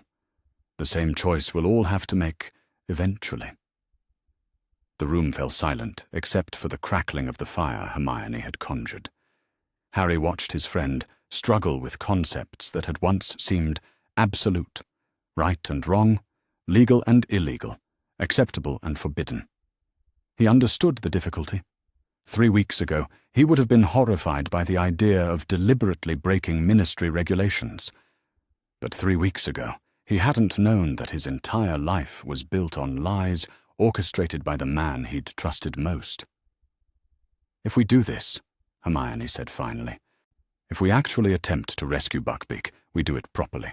Full planning, careful intelligence gathering, multiple contingency plans. We don't improvise, we don't take unnecessary risks, and we accept that failure might mean consequences we can't undo. Agreed, Harry said immediately. And we understand that this changes everything, she continued. Once we actively defy the Ministry, once we prove we're willing to break laws when we disagree with them, there's no going back. Dumbledore will know we're no longer controllable through conventional means. Good, Blaise said with satisfaction. Let him know. Let him understand that we're done being his chess pieces. Hermione nodded slowly, her expression shifting from uncertainty to determined resolve. Then we save Buckbeak, not because Dumbledore expects us to, or not because we're following his implicit guidance, but because it's the right thing to do and we have the power to do it. Harry felt something profound settle in his chest, a sense of agency he'd never experienced before. For the first time in his life, he was making a choice that served no one's agenda, but his own conscience. No adult had suggested this course of action. No authority figure had provided cryptic guidance pointing them in this direction. This was their decision, made for their reasons, to be executed through their methods. When do we start? He asked. Now, Blaise replied, already reaching for parchment and quill. My mother's contacts can provide the intelligence we need, but gathering and analyzing that information will take time. Hermione, I'll need you to research everything you can about Ministry holding procedures for condemned magical creatures. Harry, you'll need to scout the actual location where they're keeping Buckbeak. And if someone asks why we're suddenly so interested in Ministry procedures, Hermione asked, we tell them we're working on a research project about magical creature rights, Harry said, which is technically true. As they began to plan in earnest, mapping out schedules and contingencies, Harry found himself thinking about choice and consequence. Dumbledore had spent years orchestrating situations where Harry's choices were illusions, carefully scripted scenarios designed to produce predetermined outcomes. The Philosopher's Stone, the Chamber of Secrets, even Harry's placement with the Dursleys, all of it had been designed to shape Harry into someone who would choose sacrifice over self-preservation, duty over personal happiness. But this choice was different. This choice was his own. One more thing, he said, as they finalized their preliminary plans. Whatever happens tomorrow, whatever consequences we face them together. No one takes the blame alone. No one gets sacrificed to protect the others. Agreed, Hermione said firmly. Agreed, Blaise echoed. Harry nodded, feeling the weight of true partnership settling around them like armor. They were no longer students being guided by adults with hidden agendas. They were allies, choosing their own battles and accepting their own risks. Tomorrow, they would find out whether their friendship was strong enough to challenge the system that had shaped their world.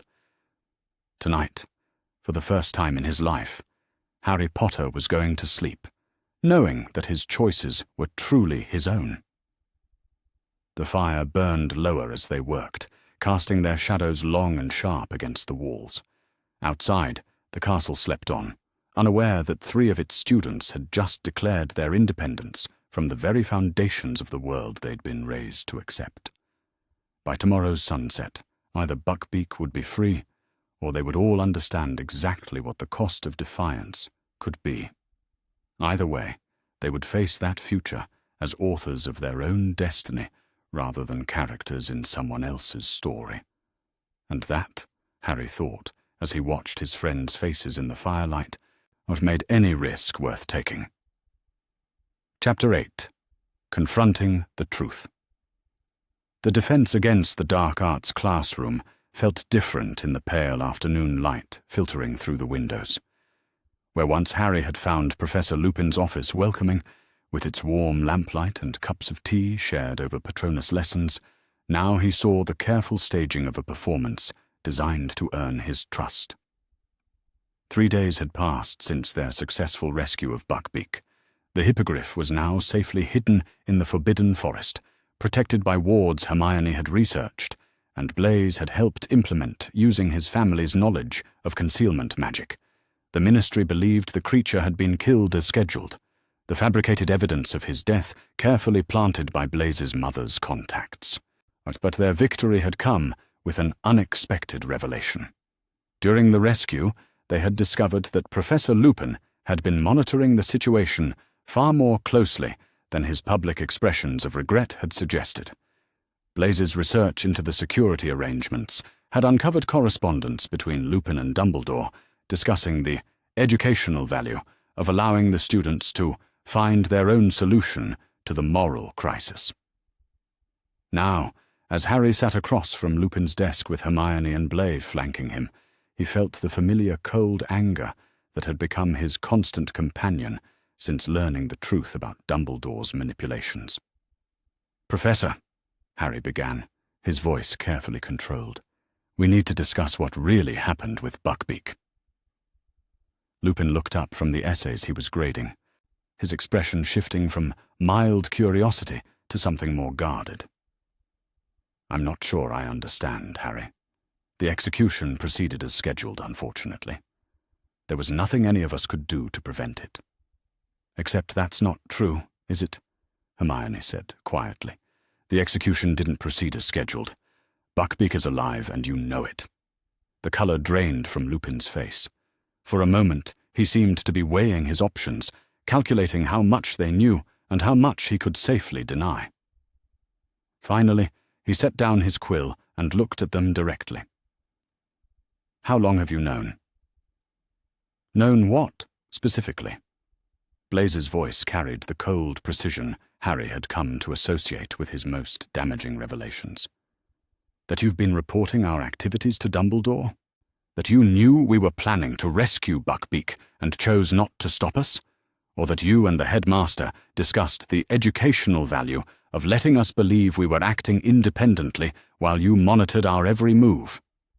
Lupin closed his eyes briefly, suddenly looking far older than his 34 years. "You don't understand the complexities of the situation." "Then explain them to us," Harry said, his voice hard. "Explain how watching students risk imprisonment and expulsion for their moral convictions constitutes good teaching. Explain how letting us think we were defying adult authority, while secretly having that authority's permission, serves any educational purpose." "Harry, some lessons can only be learned through experience.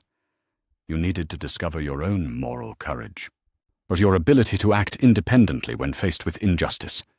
If we had simply told you these things, if we had guided you directly, you would have robbed us of the chance to develop genuine autonomy," Hermione finished, her voice tight with controlled fury.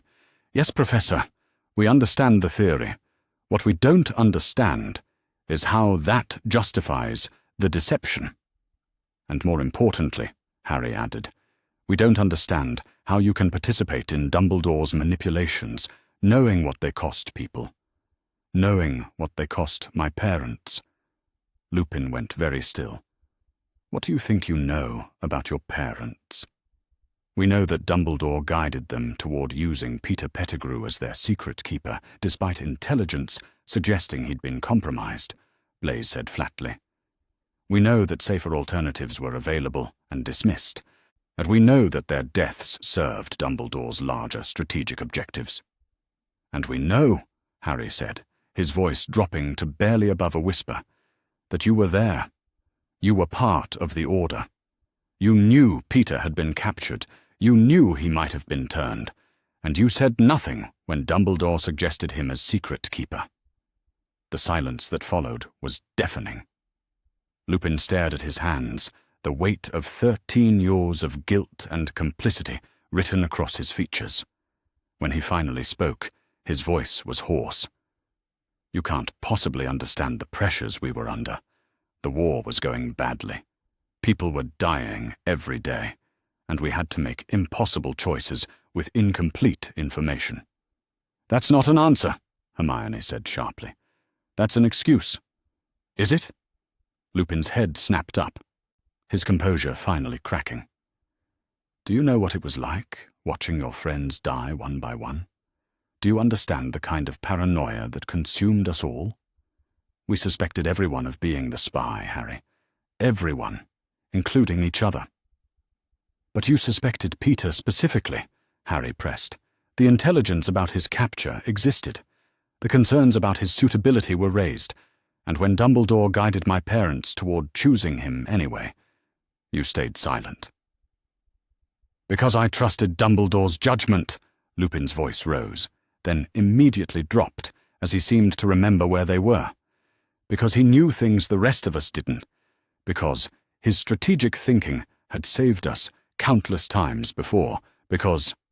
He trailed off, the weakness of his own justifications becoming apparent even to him. Because it was easier to trust his judgment than to take responsibility for your own, Blaise said with surgical precision. Because questioning Dumbledore would have required moral courage you weren't prepared to summon. You think I haven't lived with that knowledge every day for 13 years? Lupin's voice cracked. You think I don't know that I failed them? That I failed you? Then why are you still doing it? Harry demanded. Why are you still participating in his manipulations? Why are you helping him orchestrate my education through crisis and trauma? Because the alternative is chaos. Lupin stood abruptly, beginning to pace behind his desk.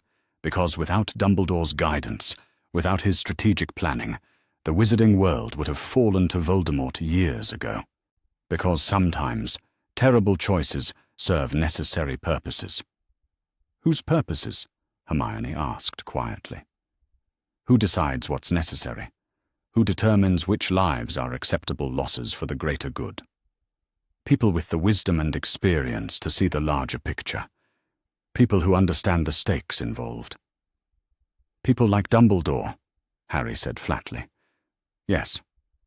The same person who orchestrated my parents' deaths to create a traumatized weapon.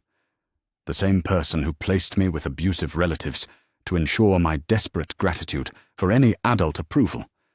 The same person who has spent 13 years putting me in mortal danger to test my willingness to sacrifice myself for his vision of the greater good.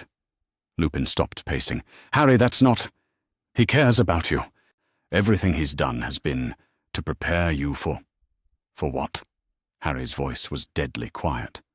To die gloriously for his cause? To become another James Clearwater or Alice McKinnon or Prewett twin? Another brilliant young person who trusted his guidance unto death?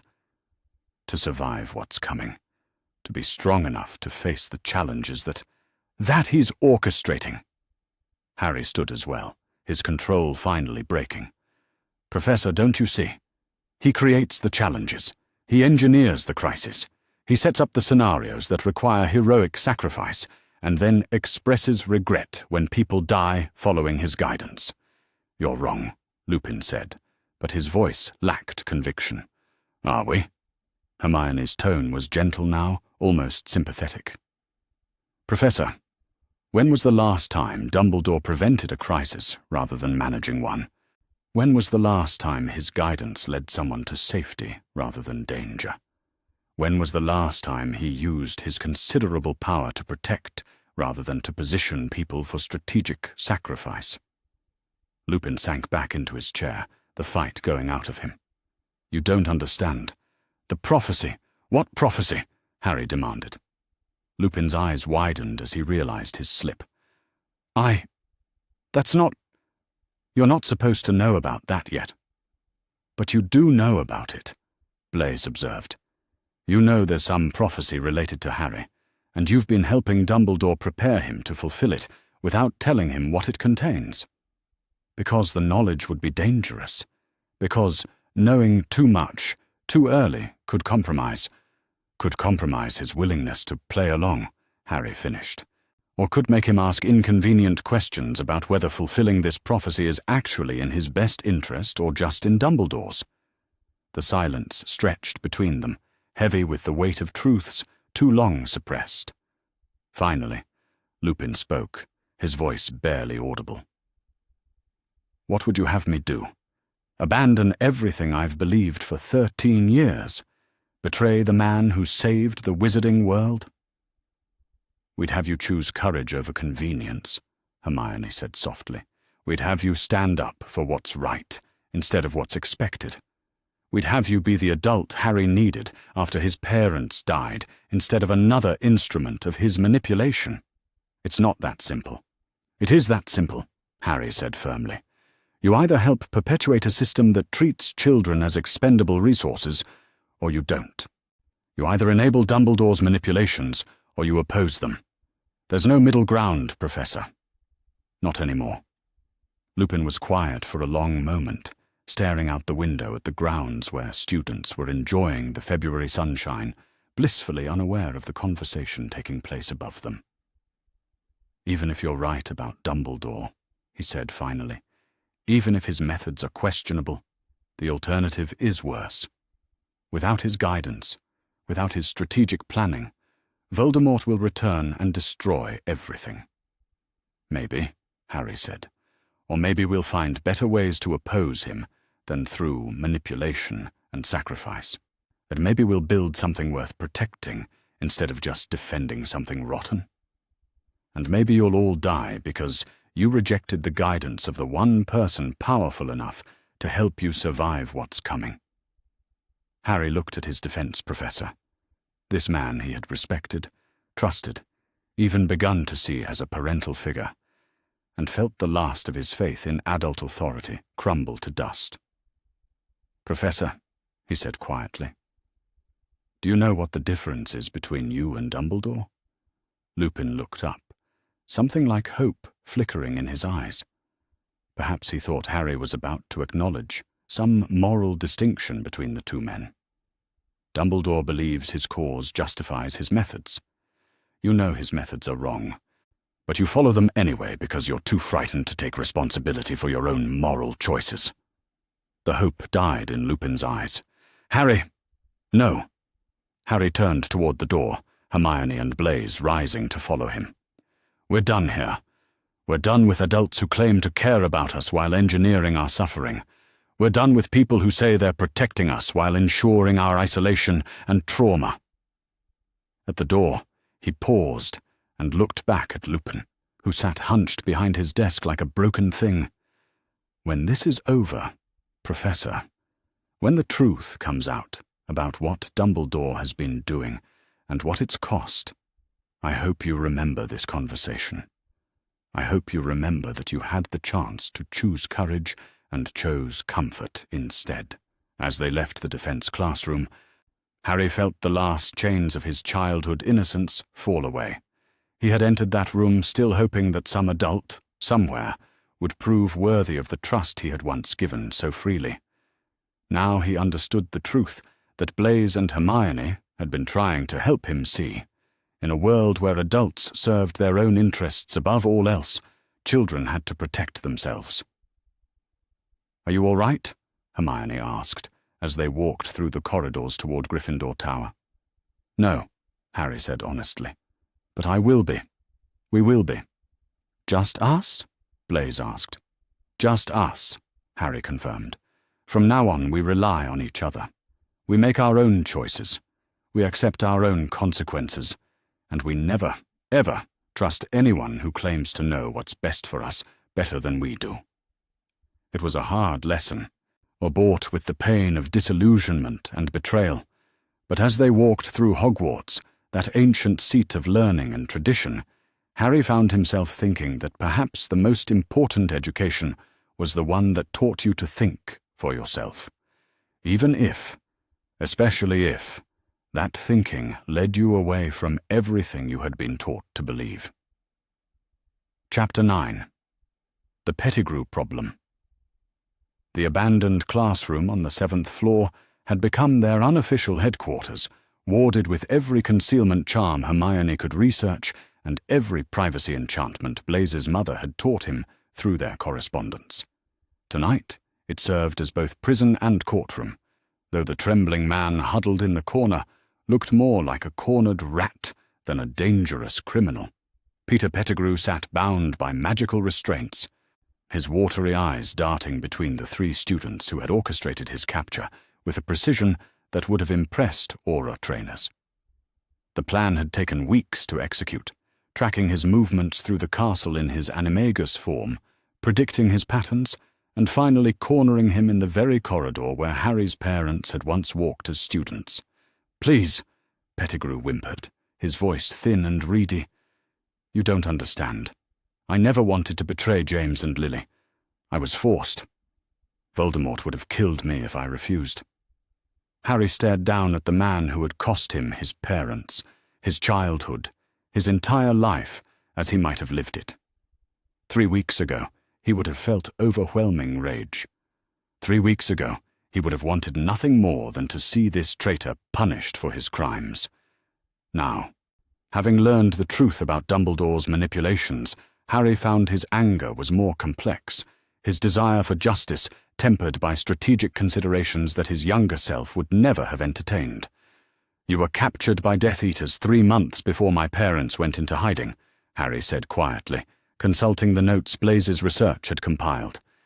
"You were questioned, broken, and turned. The Order suspected you might be compromised."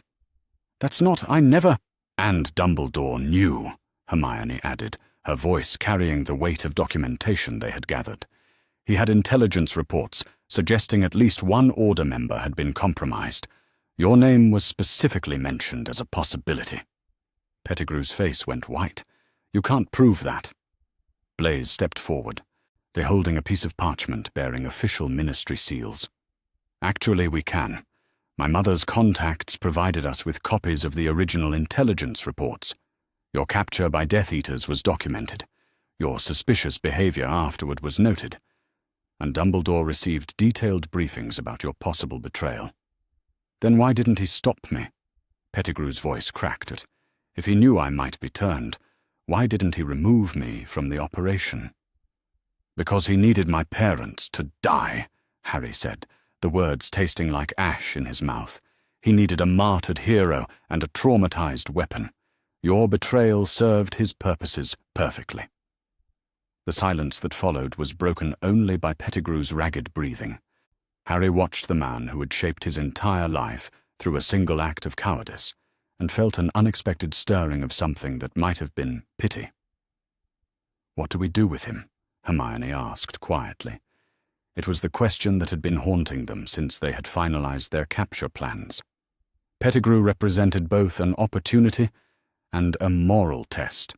His testimony could clear Sirius Black's name and expose Dumbledore's complicity in the Potters' deaths, but using him strategically would mean delaying justice for the families destroyed by his cowardice. "We turn him in," Harry said immediately. "We give him to the Ministry, let him face trial for his crimes.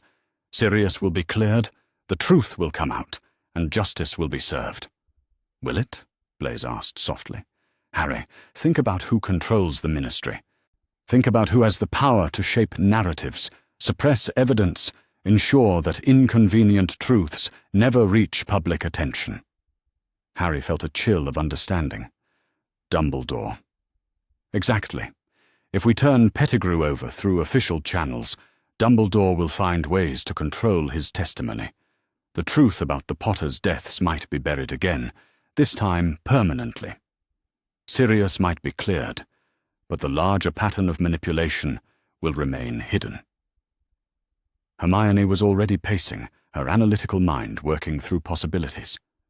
But if we keep him, if we use him strategically to gather more evidence, to build an unassailable case against Dumbledore, we become like them, Harry finished.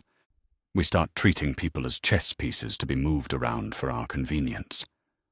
Or we become smart enough to win, Blaze countered. Harry, I understand your desire for immediate justice. But think about the bigger picture. How many other families has Dumbledore manipulated into tragedy? How many future victims could we prevent by exposing his methods completely? Harry looked down at Pettigrew, who was watching their debate with the desperate attention of a man whose fate hung in the balance. The strategic argument made sense. Blaze was right that turning Pettigrew in immediately might allow Dumbledore to control the narrative. But something deeper in Harry rebelled against the idea of becoming another manipulator, even for noble purposes. "Peter," Harry said, addressing the cowering man directly, "tell me about the night my parents died." I can't.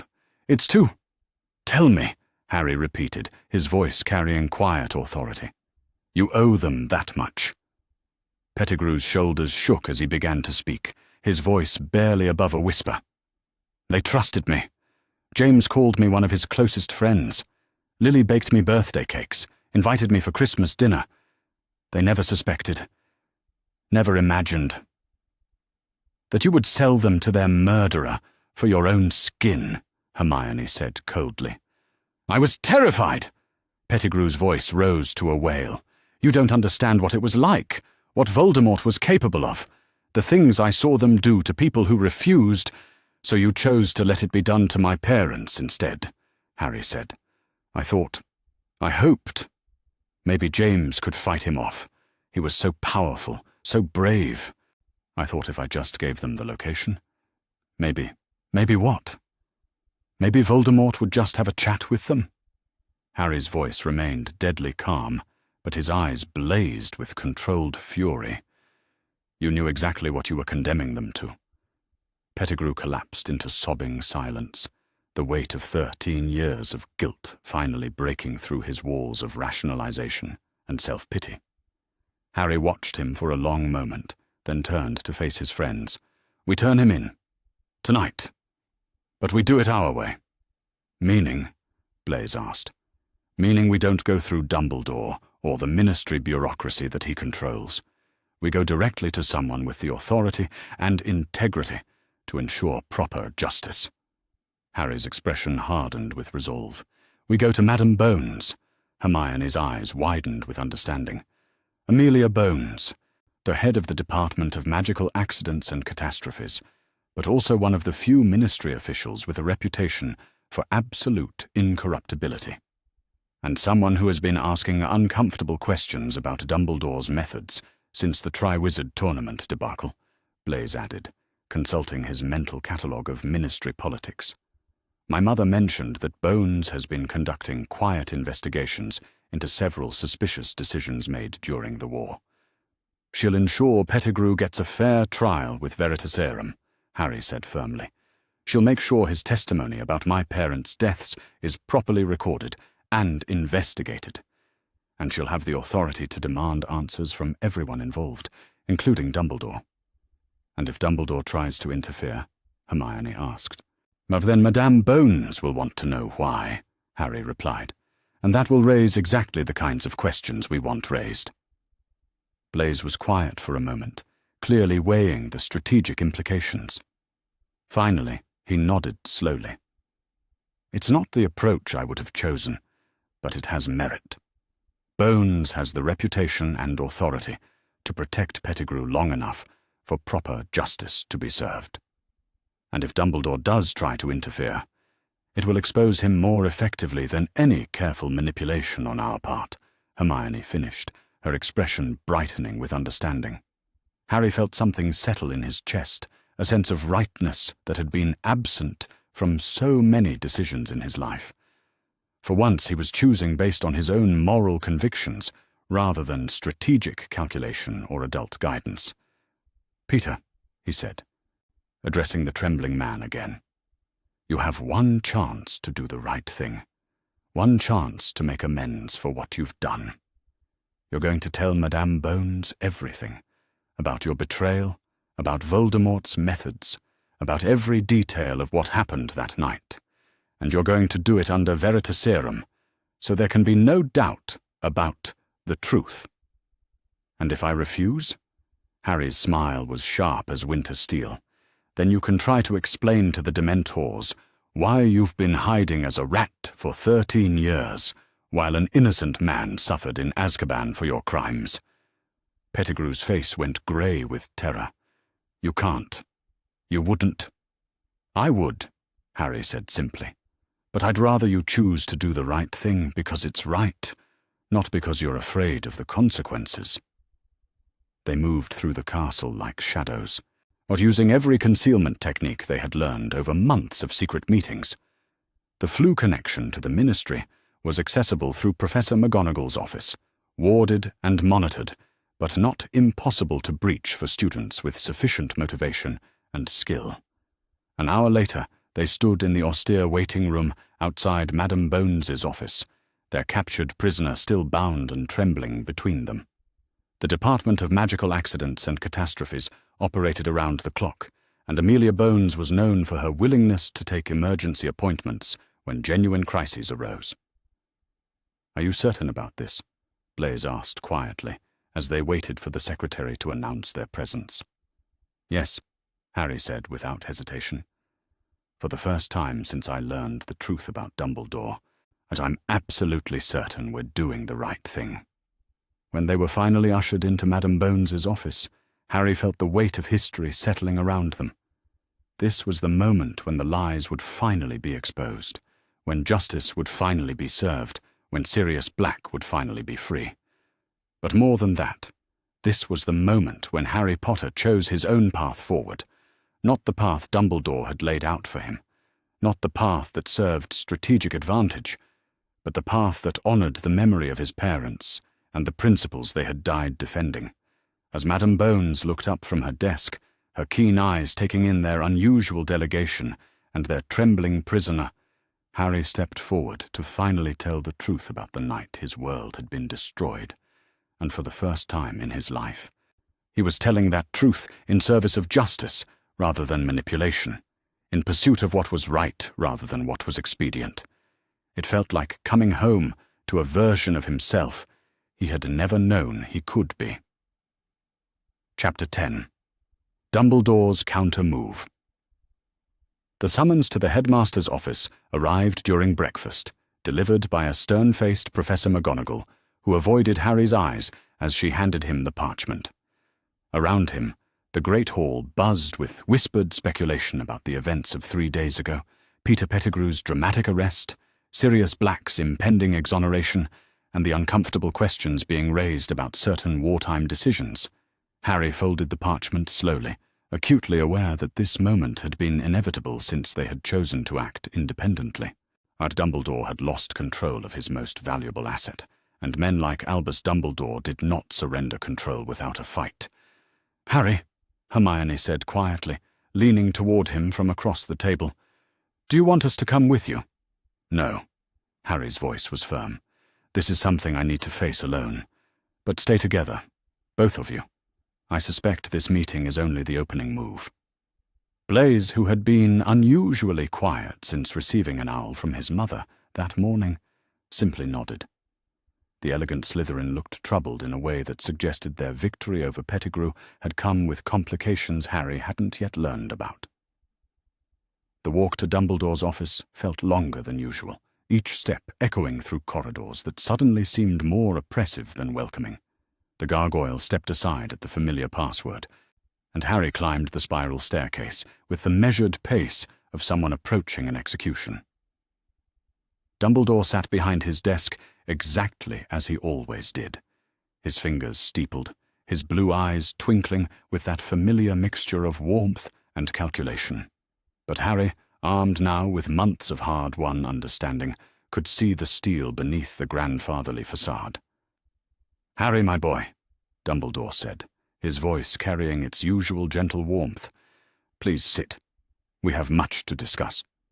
Harry remained standing. "Professor, I must confess, I am deeply concerned about the events of recent days.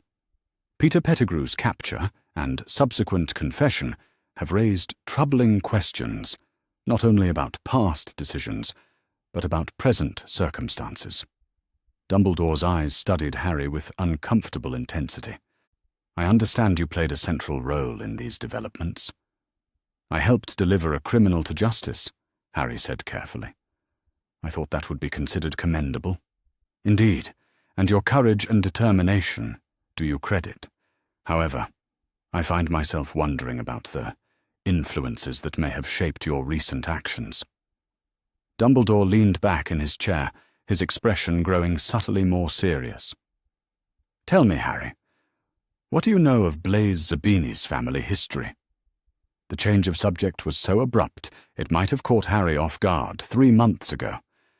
Now he recognized it as a classic Dumbledore maneuver, deflection masked as gentle concern. I know Mr. Zabini has been a loyal friend when I needed one most, Harry replied evenly. Loyalty is indeed precious, but it can be complicated when it comes from certain quarters.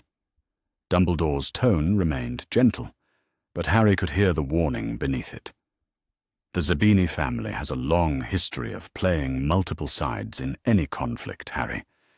They survived the last war by providing information to whoever could best protect their interests. Are you suggesting that Blaise is some kind of spy? I am suggesting that a young man raised in such an environment might not view loyalty in quite the same way you do. The recent campaign against certain established authorities bears all the hallmarks of Zabini family methodology. Harry felt anger stirring in his chest, clean and righteous. You mean it bears the hallmarks of thinking for myself instead of blindly following guidance from adults who claim to know what's best for me? Harry, Dumbledore's voice carried a note of gentle reproof. I understand your frustration with the complexities of adult decision-making. The choices faced during wartime are often impossible ones, requiring sacrifices that seem incomprehensible to those who haven't borne such responsibility. Like sacrificing my parents to create a traumatized weapon? The words hung in the air like a curse. For the first time in Harry's memory, Dumbledore's expression showed genuine surprise, though it was quickly masked by calculated sadness. I see that young Mr. Zabini and Miss Granger have been sharing certain interpretations of historical events with you. Interpretations that, while understandably compelling to a young mind seeking simple answers, may not reflect the full complexity of the situation. They shared documented evidence, Harry said flatly. Intelligence reports showing that Peter Pettigrew was suspected of being compromised, records of safer alternatives that were available to my parents, proof that you guided them toward the choice that served your purposes, rather than their safety. Documents can be taken out of context, Harry. Intelligence reports from wartime are often incomplete or misleading, and the alternatives you mention? Dumbledore sighed deeply. Each carried risks of its own. The decision to trust Peter Pettigrew was made in good faith, based on the information available at the time. Information that included specific warnings about his potential betrayal. Suspicions, not certainties. In war, one cannot act on mere suspicions without destroying the very bonds of trust that make resistance possible. Dumbledore leaned forward, his eyes carrying that familiar weight of paternal concern. Harry, I fear your new friends have encouraged you to view past events through the lens of present knowledge, leading to conclusions that, while emotionally satisfying, may not reflect historical reality. Harry stared at the man who had shaped his entire life, feeling a mixture of rage and something that might have been pity. Even now, faced with overwhelming evidence of his manipulation, Dumbledore couldn't abandon his role as the wise mentor, guiding a confused child. Professor, Harry said quietly, do you actually believe what you're saying? Do you really think I'm just a confused boy being led astray by clever manipulators? Or are you simply hoping I'm still naive enough to accept your justifications? For a moment, something flickered behind Dumbledore's eyes. Perhaps surprise, perhaps calculation, perhaps even respect. But when he spoke, his voice maintained its gentle authority. I believe you are a remarkable young man facing extraordinarily difficult circumstances. I believe you have been exposed to perspectives designed to undermine your trust in those who care most about your welfare. And I believe that certain individuals may be using your natural desire for independence to serve purposes you may not fully understand. Such as, consider, Harry, how convenient it has been for the Zabini family that your recent actions have disrupted established security measures and exposed sensitive intelligence networks. Consider how Miss Granger's exceptional research skills have been directed toward undermining ministry protocols rather than advancing her own academic interests. Consider how your own moral courage has been channeled toward defying authority rather than working within established systems. Harry felt a chill of uncertainty, not because he believed Dumbledore's implications, but because he recognized the skilled way they had been constructed. This was how Dumbledore worked, not through lies, but through carefully selected truths arranged to support false conclusions. You're suggesting my friends are using me. I am suggesting that friendship, particularly among the young, can be a complex thing. True friends seek to protect each other from harm, even when that protection requires difficult conversations about uncomfortable truths. Dumbledore's expression grew sorrowful. I fear that your current associates, however well-intentioned, may be placing you in danger for reasons that serve their own family interests rather than your welfare. The door to the office opened, and Professor Snape entered with his usual dramatic flourish. Harry noticed immediately that the potions master looked uncommonly satisfied about something. "Ah, Severus," Dumbledore said without surprise. "I trust your conversation with Miss Granger was illuminating?" Harry's blood turned to ice. "What conversation?" "Miss Granger was called to Professor Snape's office to discuss certain irregularities in her recent research activities," Dumbledore explained gently. "Activities that may have inadvertently compromised student safety protocols." "Where is she?" Harry's voice carried a dangerous edge. "Being counseled about the potential consequences of her actions," Snape said smoothly.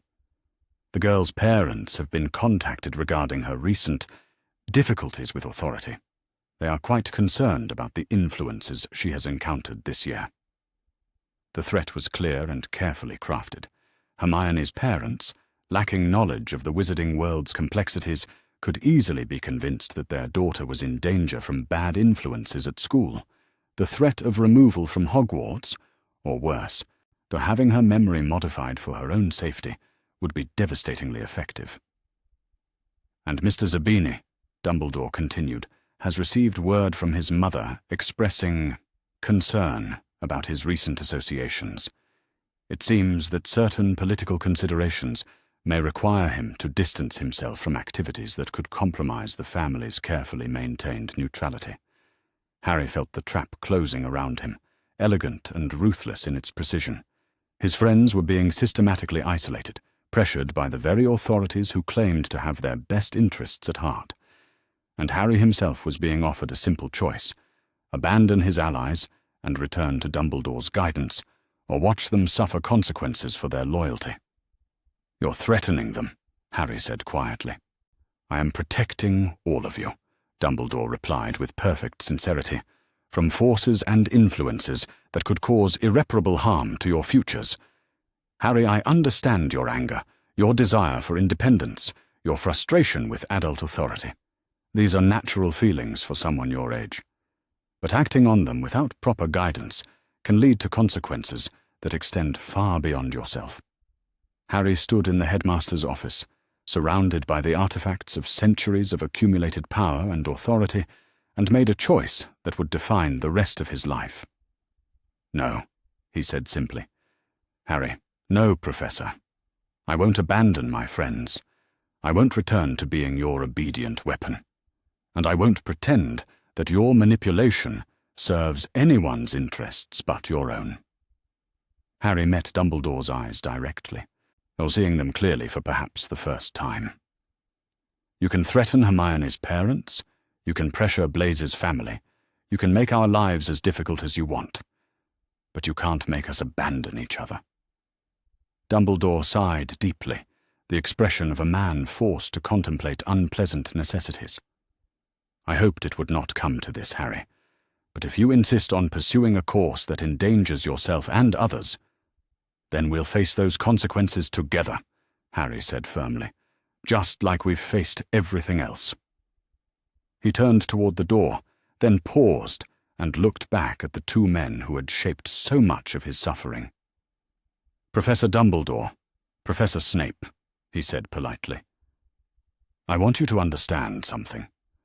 You've spent yours teaching me that my value comes from my willingness to sacrifice myself for others. But my friends have taught me something different, that I'm valuable just as I am, and that real friendship means protecting each other rather than using each other. Harry opened the door and stepped into the corridor, feeling lighter than he had in months, despite the threats hanging over them. Behind him, he heard Snape's voice, cold and cutting. The boy has learned defiance well, Albus. Perhaps too well. And Dumbledore's reply, tired and calculating. Indeed, we may need to consider alternative approaches. Harry smiled as he walked toward the room of requirement, where he knew his friends would be waiting. Let Dumbledore consider all the alternatives he wanted. Harry Potter had finally learned the difference between wisdom and manipulation, between guidance and control, between protection and imprisonment. And he had learned something even more important, that some things were worth fighting for, even when the odds were impossibly stacked against you, especially when you weren't fighting alone. Chapter 11. The Network Expands. The room of requirement had transformed itself into something resembling a cozy common room, with comfortable chairs arranged in a circle and a warm fire crackling in the hearth. But the gathering that had assembled there on this grey March evening was unlike any that Hogwarts had seen in recent memory. Students from different houses, different years, different backgrounds, all united by a growing understanding that the foundations of their world were built on lies. Harry sat beside Hermione and Blaise, watching as their small alliance of three had somehow grown into a movement that none of them had anticipated. Word had spread quietly through the castle over the past weeks, whispered conversations in corridors, meaningful looks exchanged during meals, careful questions posed during study sessions. The truth about Sirius Black's exoneration and Peter Pettigrew's confession had raised uncomfortable questions that couldn't be easily dismissed. "I've been thinking about what you said," Luna Lovegood began, her dreamy voice somehow managing to command attention despite its soft tone. The second-year Ravenclaw sat curled in her chair like a cat, her pale blue eyes fixed on something just beyond the visible. About patterns of manipulation, about people being guided toward conclusions that serve others' purposes. Harry nodded encouragingly. That Luna had approached them 3 days ago with observations that had made his blood run cold, not because they were shocking, but because they were so obviously true once pointed out. "My father receives many letters," Luna continued. "People write to the Quibbler about strange experiences, about feeling like they're being watched or guided or arranged. Most people dismiss these stories as delusions or conspiracy theories. But lately, I've been wondering if some of them might be telling a different kind of truth." "What kind of stories?" Hermione asked, her research instincts clearly engaged. "Stories about children who died young after receiving special attention from respected adults. Stories about families who suffered convenient tragedies after asking too many questions. Or stories about patterns of misfortune that always seem to serve larger purposes." Luna's voice remained dreamy, but her words carried a weight that made everyone in the circle lean forward. "I've started collecting them, cataloguing them. The pattern is extensive." Neville shifted uncomfortably in his chair, then spoke up with more confidence than Harry had ever heard from him. "My grandmother has been asking questions too, about why certain families seemed to suffer more losses than others during the war, about why some people received Dumbledore's personal attention and then didn't survive to benefit from it." Harry felt a familiar chill. "What has she found?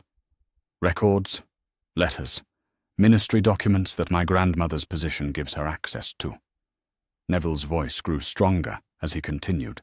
"That she says there's a pattern of young people, brilliant, powerful, morally upright young people, who died just before they would have gained the influence to challenge certain established authorities." "Like my parents," Harry said quietly. "Like a lot of people's parents," Neville replied. "My grandmother thinks She thinks that some of the war casualties weren't really casualties of war. They were casualties of peace. People who might have questioned the methods used to achieve victory. A new voice spoke from across the circle, startling everyone. Daphne Greengrass sat perfectly poised in her chair, her Slytherin composure intact, despite the revolutionary nature of the conversation she was participating in. "My family has been discussing these matters as well," she said, in her carefully modulated voice. "Not openly, you understand, but in the kind of quiet conversations that happen when people realize they may have been misled about certain things." Harry stared at her. Daphne Greengrass was perhaps the most unlikely revolutionary he could have imagined. Pure blood, wealthy, connected to all the traditional power structures of wizarding society. "Why are you here?" he asked directly. "Because I've been watching what happened to Draco," she said simply. "And to Crabbe and Goyle, and to half the Slytherin house, really. We've been taught that our worth comes from our family names, our blood status, our willingness to follow certain expectations about how pure bloods should behave.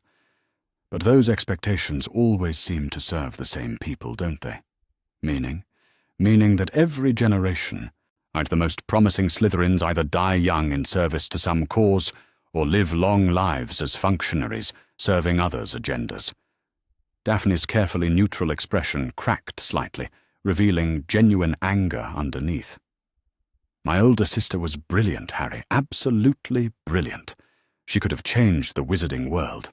Instead, she died at 19 in a training accident while learning advanced magic from a private tutor that Dumbledore personally recommended." The circle fell silent. Harry had never heard about Daphne's sister, had never even known she existed, but the pattern was becoming so familiar that he felt sick just hearing about another young life cut short under suspicious circumstances. "How many of us are there?" Hermione asked quietly. "How many students have lost family members or friends to these all convenient accidents?" The answers came slowly, hesitantly, as if speaking the words aloud made them more real and therefore more dangerous. Susan Bones mentioned a cousin who died while conducting ministry research into wartime intelligence failures. Terry Boot spoke of an older brother whose questions about certain professors' wartime activities had led to his mysterious disappearance during a study abroad program. Even quiet Hannah Abbott revealed that her aunt had been asking uncomfortable questions about Dumbledore's methods when she suffered a sudden, inexplicable magical accident. "It's not just individual cases," Luna said dreamily. "It's a system. A way of ensuring that anyone who might challenge established authority either dies, disappears, or becomes too frightened to speak up. Which brings us to the question," Blaise said, his voice cutting through the increasingly heavy atmosphere, "of what we intend to do about it." The question hung in the air like a challenge. They had all come together because they recognized the pattern, but recognition alone wouldn't protect future victims or bring justice for past ones. "We document everything," Hermione said immediately. "Every suspicious death, every convenient accident, every family that suffered losses after asking questions. We build a case so comprehensive that it can't be dismissed or suppressed." "We protect each other," Neville added firmly. "No one faces pressure or threats alone. We make sure that anyone who joins us has support, backup, are people who will notice if something happens to them.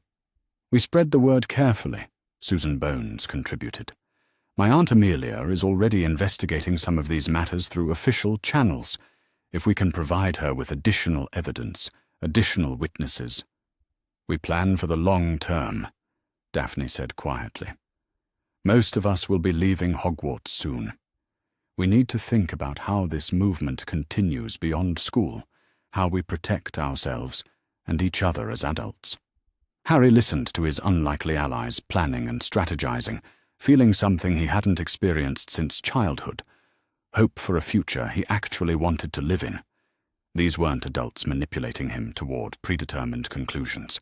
These were peers, equals, people choosing to stand up for what was right because it was right. but not because they'd been guided toward that choice. "There's something else we need to consider," he said, when the immediate planning had concluded. "Dumbledore won't ignore what's happening here. He can't afford to let a student resistance movement grow unchecked. He'll try to stop us." "Let him try," Terry said with unexpected fierceness. "We're not first years anymore. We're not helpless children who have to accept whatever adults decide is best for us." "And we're not alone," Luna added, her voice carrying an odd certainty. "There are others, adults who have been asking the same questions we're asking. People in the ministry, in other schools, in other countries. The pattern isn't limited to Britain, and neither is the resistance." Harry looked around the circle at faces that reflected determination, anger, hope, and fear in equal measure. A month ago, he had been one boy questioning one adult's authority. Now he was part of a movement that might actually have the power to challenge the system that had shaped their world. "What are you thinking?" Hermione asked, clearly recognizing his expression. "I'm thinking about choice," Harry said slowly. "About how many people have been denied the chance to choose their own paths because someone else decided their choices for them. About how many brilliant, powerful, morally upright young people might still be alive if they'd had allies, support, people willing to stand with them against authority." He stood, looking at each person in the circle. "I'm thinking that maybe we can be those allies for each other. Maybe we can build something better than what we inherited. Maybe we can make sure that the next generation doesn't have to grow up in a world where questioning authority is a death sentence." "That's a dangerous thing to hope for," Daphne said quietly. "Good," Harry replied. "The best hopes usually are." As the meeting wound down and students began to slip away in small groups, Harry found himself standing by the fire with Hermione and Blaise, watching the flames dance in the hearth. "It's really happening, isn't it?" Hermione said softly. "We're really building something that could change everything." "We're building something that could get us all killed," Blaise corrected, but his tone was oddly satisfied. "Which makes it exactly the kind of project worth pursuing." Harry nodded, thinking about the future, not the future Dumbledore had scripted for him, but the one he and his allies were choosing to create. It would be dangerous. It would require sacrifice. It would probably cost them more than they could currently imagine. But for the first time in his life, Harry Potter was helping to build something, instead of just surviving what others had built for him. And that, he thought, as he watched his friends' faces in the firelight, made any risk worth taking. The revolution had begun with 3 students questioning authority in secret. Tonight, it had become something larger, a network of young people who refused to accept that their futures had already been decided for them. Tomorrow, they would find out what that refusal would cost. But whatever the price, they would pay it together, as equals, as allies, as friends who had chosen each other freely, rather than being manipulated into relationship by those who sought to control them. For the first time since arriving at Hogwarts, Harry was truly excited about what might come next. Chapter 12. Breaking Free. The summons came at dawn, delivered not by Owl but by Professor McGonagall herself, her face grave and her eyes avoiding Harry's as she handed him the parchment.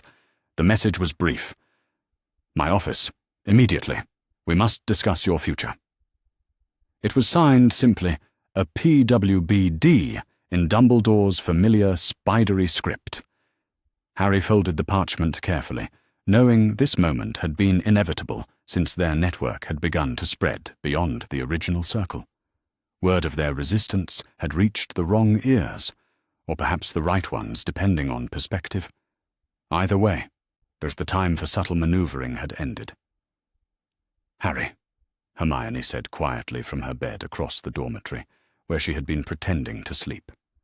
"Are you ready for this?"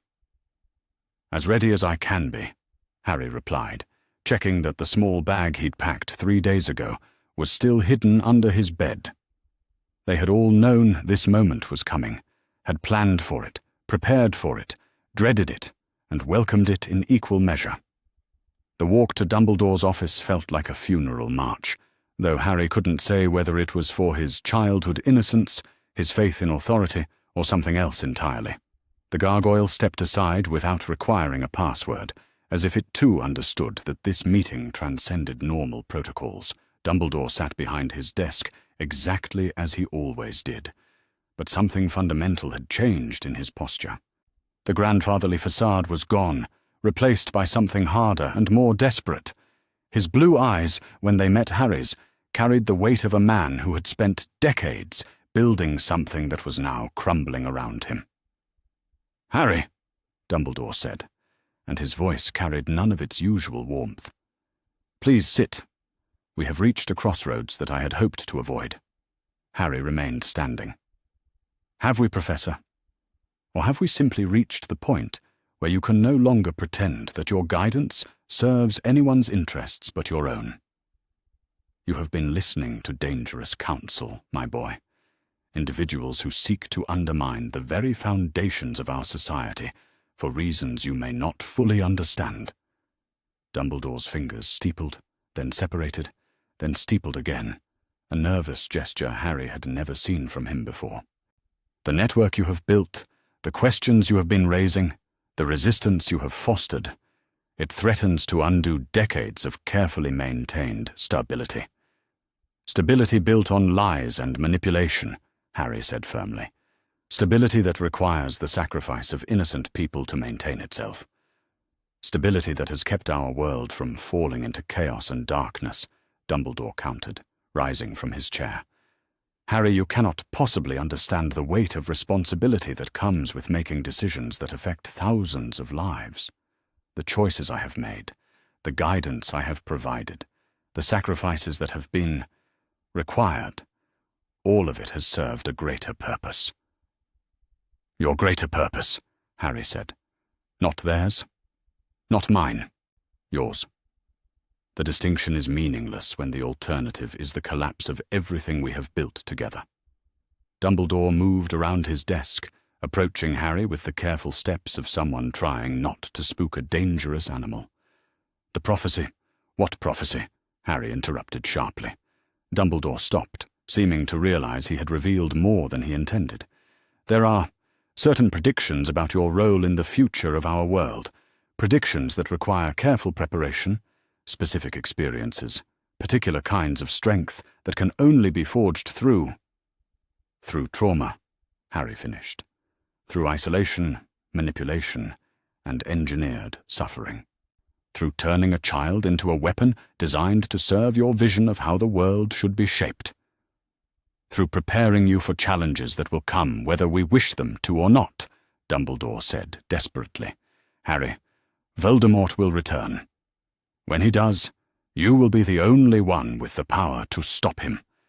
Everything I have done, every choice I have made, has been to ensure that you will be ready for that moment." Harry stared at the man who had defined his entire existence, feeling something that might have been pity. "And what if I choose not to be your weapon, Professor? What if I decide that your prophecy, whatever it says, doesn't get to determine how I live my life?" "Then everyone you care about will die," Dumbledore said simply, and for the first time his mask slipped completely. "Your friends, your allies, and everyone in your resistance network, everyone in the wizarding world, they will all perish because you chose personal freedom over collective survival." The threat was delivered with the same gentle tone Dumbledore used for offering tea and biscuits, which somehow made it more chilling than if he had shouted it. "And if I do become your weapon?" Harry asked. "What happens to them then?" "They will be protected, guided, given roles that serve the greater good while keeping them safe from the worst consequences of the war that is coming. Like my parents were protected." Dumbledore's face went pale, but he didn't flinch from the accusation. "Your parents made their choice. They chose to fight, knowing the risks. I provided guidance, but ultimately, they decided their own fate. You manipulated them into choosing death," Harry said flatly, just like you're trying to manipulate me into choosing to become your personal executioner. I am trying to save our world, Dumbledore said, and for a moment his voice cracked with genuine emotion. Harry, you cannot imagine the burden of knowing what's coming, of seeing the threads of fate and prophecy weaving together toward inevitable catastrophe. Everything I have done has been to prevent that catastrophe, even when it required difficult choices. Difficult for who? Harry demanded. For the people you sacrifice? Or for you when you have to live with the consequences? Before Dumbledore could answer, the office door opened, and Blaise stepped inside, followed immediately by Hermione. Both moved with the purposeful calm of people who had planned this moment carefully. "Ah," Dumbledore said, his composure returning as he faced the three of them together. "The full conspiracy reveals itself. Mr. Zabini, Miss Granger, I trust you have come to encourage Harry to see reason." "We've come to offer him alternatives," Blaise said smoothly, producing a set of official-looking documents from his robes. "Portkey authorizations for educational exchange programs, letters of recommendation from the Bulgarian Minister of Magic, sanctuary agreements that will place him beyond the reach of both the British Ministry and other interested parties." Dumbledore's eyes sharpened dangerously. "You would steal him away to foreign lands where he cannot fulfill his destiny." "We would give him the choice to determine his own destiny," Hermione corrected. "The choice you've spent 13 years making sure he never had." "And you, Miss Granger?" Dumbledore turned his piercing gaze on her. "Are you prepared to abandon your education, your future, your family's expectations, to follow this dangerous path?" "I'm prepared to follow my conscience, rather than authority figures who claim to know what's best for me while manipulating me toward predetermined conclusions," Hermione replied steadily. "My parents raised me to think for myself, Professor. They'll understand, even if it takes time." "And your families will forgive you when their choices lead to the destruction of everything you claim to protect?" Dumbledore's voice carried the weight of absolute certainty. "When Voldemort returns and finds Harry Potter hidden away in some foreign sanctuary, unprepared for the battle that only he can fight?" "Maybe," Harry said quietly. "Voldemort will find something he's not prepared for either." "What do you mean?" "I mean, maybe a boy who was raised with love instead of manipulation, who learned to think for himself instead of following orders, who built genuine alliances instead of being isolated and controlled. Maybe that boy would be better equipped to face a dark wizard than the broken weapon you've been trying to create." Harry moved toward the door, his decision crystallizing with each word. "I choose freedom, Professor. I choose the risk of failure over the certainty of being used. I choose my friends over your destiny. And I choose to find out what I'm capable of when I'm not being manipulated by someone who thinks my life belongs to him." "Harry, please!" Dumbledore's voice broke as he spoke. "You don't understand what you're risking. The prophecy can go hang itself," Harry said firmly, placing his hand on the door handle. "I don't care what your prophecy says about me, Professor. I care about what I say about myself. And what I say is that Harry Potter is done being your chess piece." He opened the door and stepped into the corridor, followed immediately by Hermione and Blaise. Behind them, Dumbledore called out one last desperate appeal. "If you leave now, if you abandon your training, your preparation, your destiny, then when the darkness comes, it will be on your head. Every death, every tragedy, every moment of suffering that could have been prevented, it will all be your responsibility." Harry paused in the doorway, looking back at the man who had shaped his entire life through careful manipulation and engineered trauma. When he spoke, his voice carried the calm certainty of someone who had finally learned the difference between responsibility and manipulation. "Professor," he said quietly, "I've spent 13 years taking responsibility for tragedies that other people caused. I've spent 13 years believing that my worth was measured by my willingness to suffer for others. But my friends have taught me something different, that I'm valuable just as I am, and that real love means protecting each other, or not using each other. He smiled, and for the first time in months, it was completely genuine. If the darkness comes, we'll face it together, as equals, as friends who chose each other freely. And maybe that will be enough. Maybe it will be better than anything your manipulation could have produced. The corridor beyond Dumbledore's office stretched before them like a promise. Their bags were packed, their plans were made, their sanctuary was waiting. The portkey would activate in 20 minutes, carrying them away from Hogwarts, away from Britain, away from everything they had been taught to believe about their roles in the world. "Are you scared?" Hermione asked, as they walked toward the exit. "Terrified," Harry admitted, "but it's a different kind of fear. It's the fear of someone who gets to choose their own risks instead of having them chosen for them." "The best kind of fear," Blaise observed, checking his pocket watch. "The kind that means you're finally living your own life."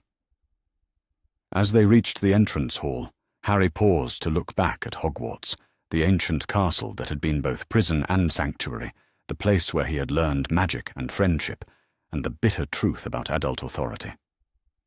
"Do you think we'll be back?" he asked. "Someday," Hermione said confidently. "When we're strong enough to return on our own terms. When we've built something worth protecting that doesn't require the sacrifice of innocent people to maintain. When we've proven that there are better ways to fight darkness than by creating broken weapons," Blaise added. Harry nodded, not feeling the weight of the future settling on his shoulders, not as a burden imposed by others, but as a responsibility he was choosing to accept. For the first time in his life, he was walking toward an unknown future, not because adults had guided him there, but because he and his friends had chosen it together. The portkey glowed softly in Blaise's hand, activated by the approach of the appointed time. Harry took Hermione's hand with his right, Blaise's with his left, and felt the familiar tug of magical transportation. As Hogwarts disappeared around them, Harry Potter closed his eyes and opened them on the first day of a life that was truly his own.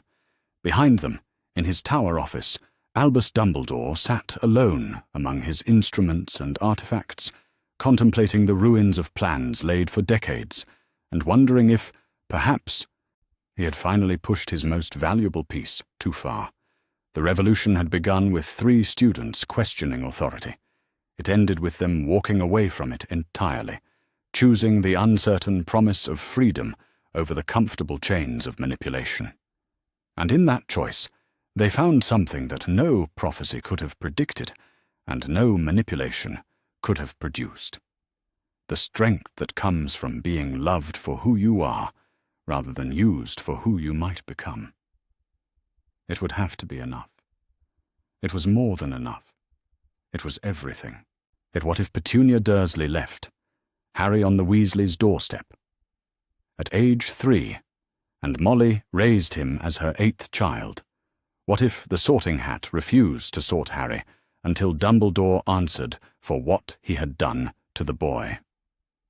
What if Hermione used a time-turner to go back to the night Harry's parents died and found Dumbledore already there, watching what if Minerva McGonagall quit Hogwarts at age 60 and raised Harry in a cottage in Scotland, far from Dumbledore's control? What if Sirius Black and Fleur Delacour arrived at the Dursleys on the same night, both determined to take Harry and never bring him back? What if Cedric Diggory survived the graveyard and testified that Dumbledore knew the tournament was a trap? What if Bill Weasley broke every ward Dumbledore had placed on Privet Drive and found dark magic that should never have been nearer? To Child What If, Hermione found a locked room in Hogwarts that contained every child Dumbledore had sacrificed before. Harry What If, Severus Snape took Harry.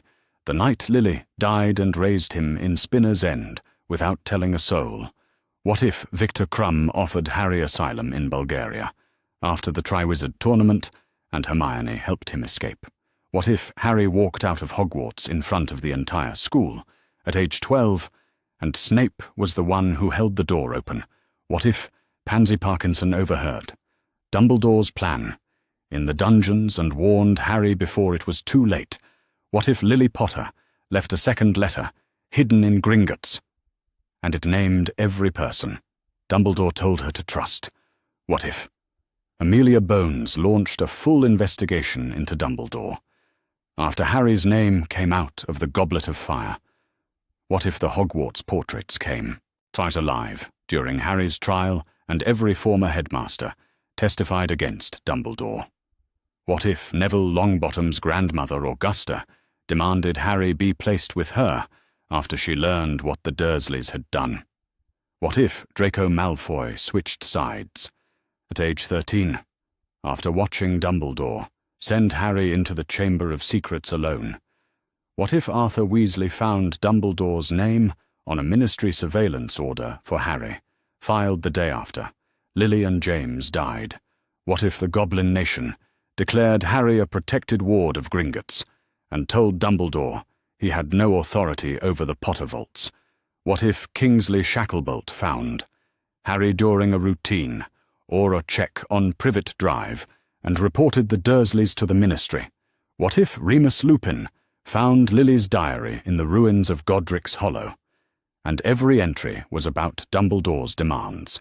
What if Madame Pomfrey documented every injury Harry arrived with each September and handed the file to the Wizengamot? What if Blaise Zabini and Hermione Granger formed a secret alliance in third year to get Harry out of Dumbledore's grip? What if Neville Longbottom was the boy who lived instead, and Harry grew up free until Dumbledore came looking for him at age 14? What if every Hogwarts student in Harry's year signed a petition against Dumbledore, and Luna Lovegood delivered it to the Daily Prophet? What if Fleur Delacour brought the French ministry's auras to Hogwarts after the third task, and demanded Harry be released into her custody? What if Dobby smuggled Harry out of Privet Drive at age 6 and hid him in the room of requirement for 5 years?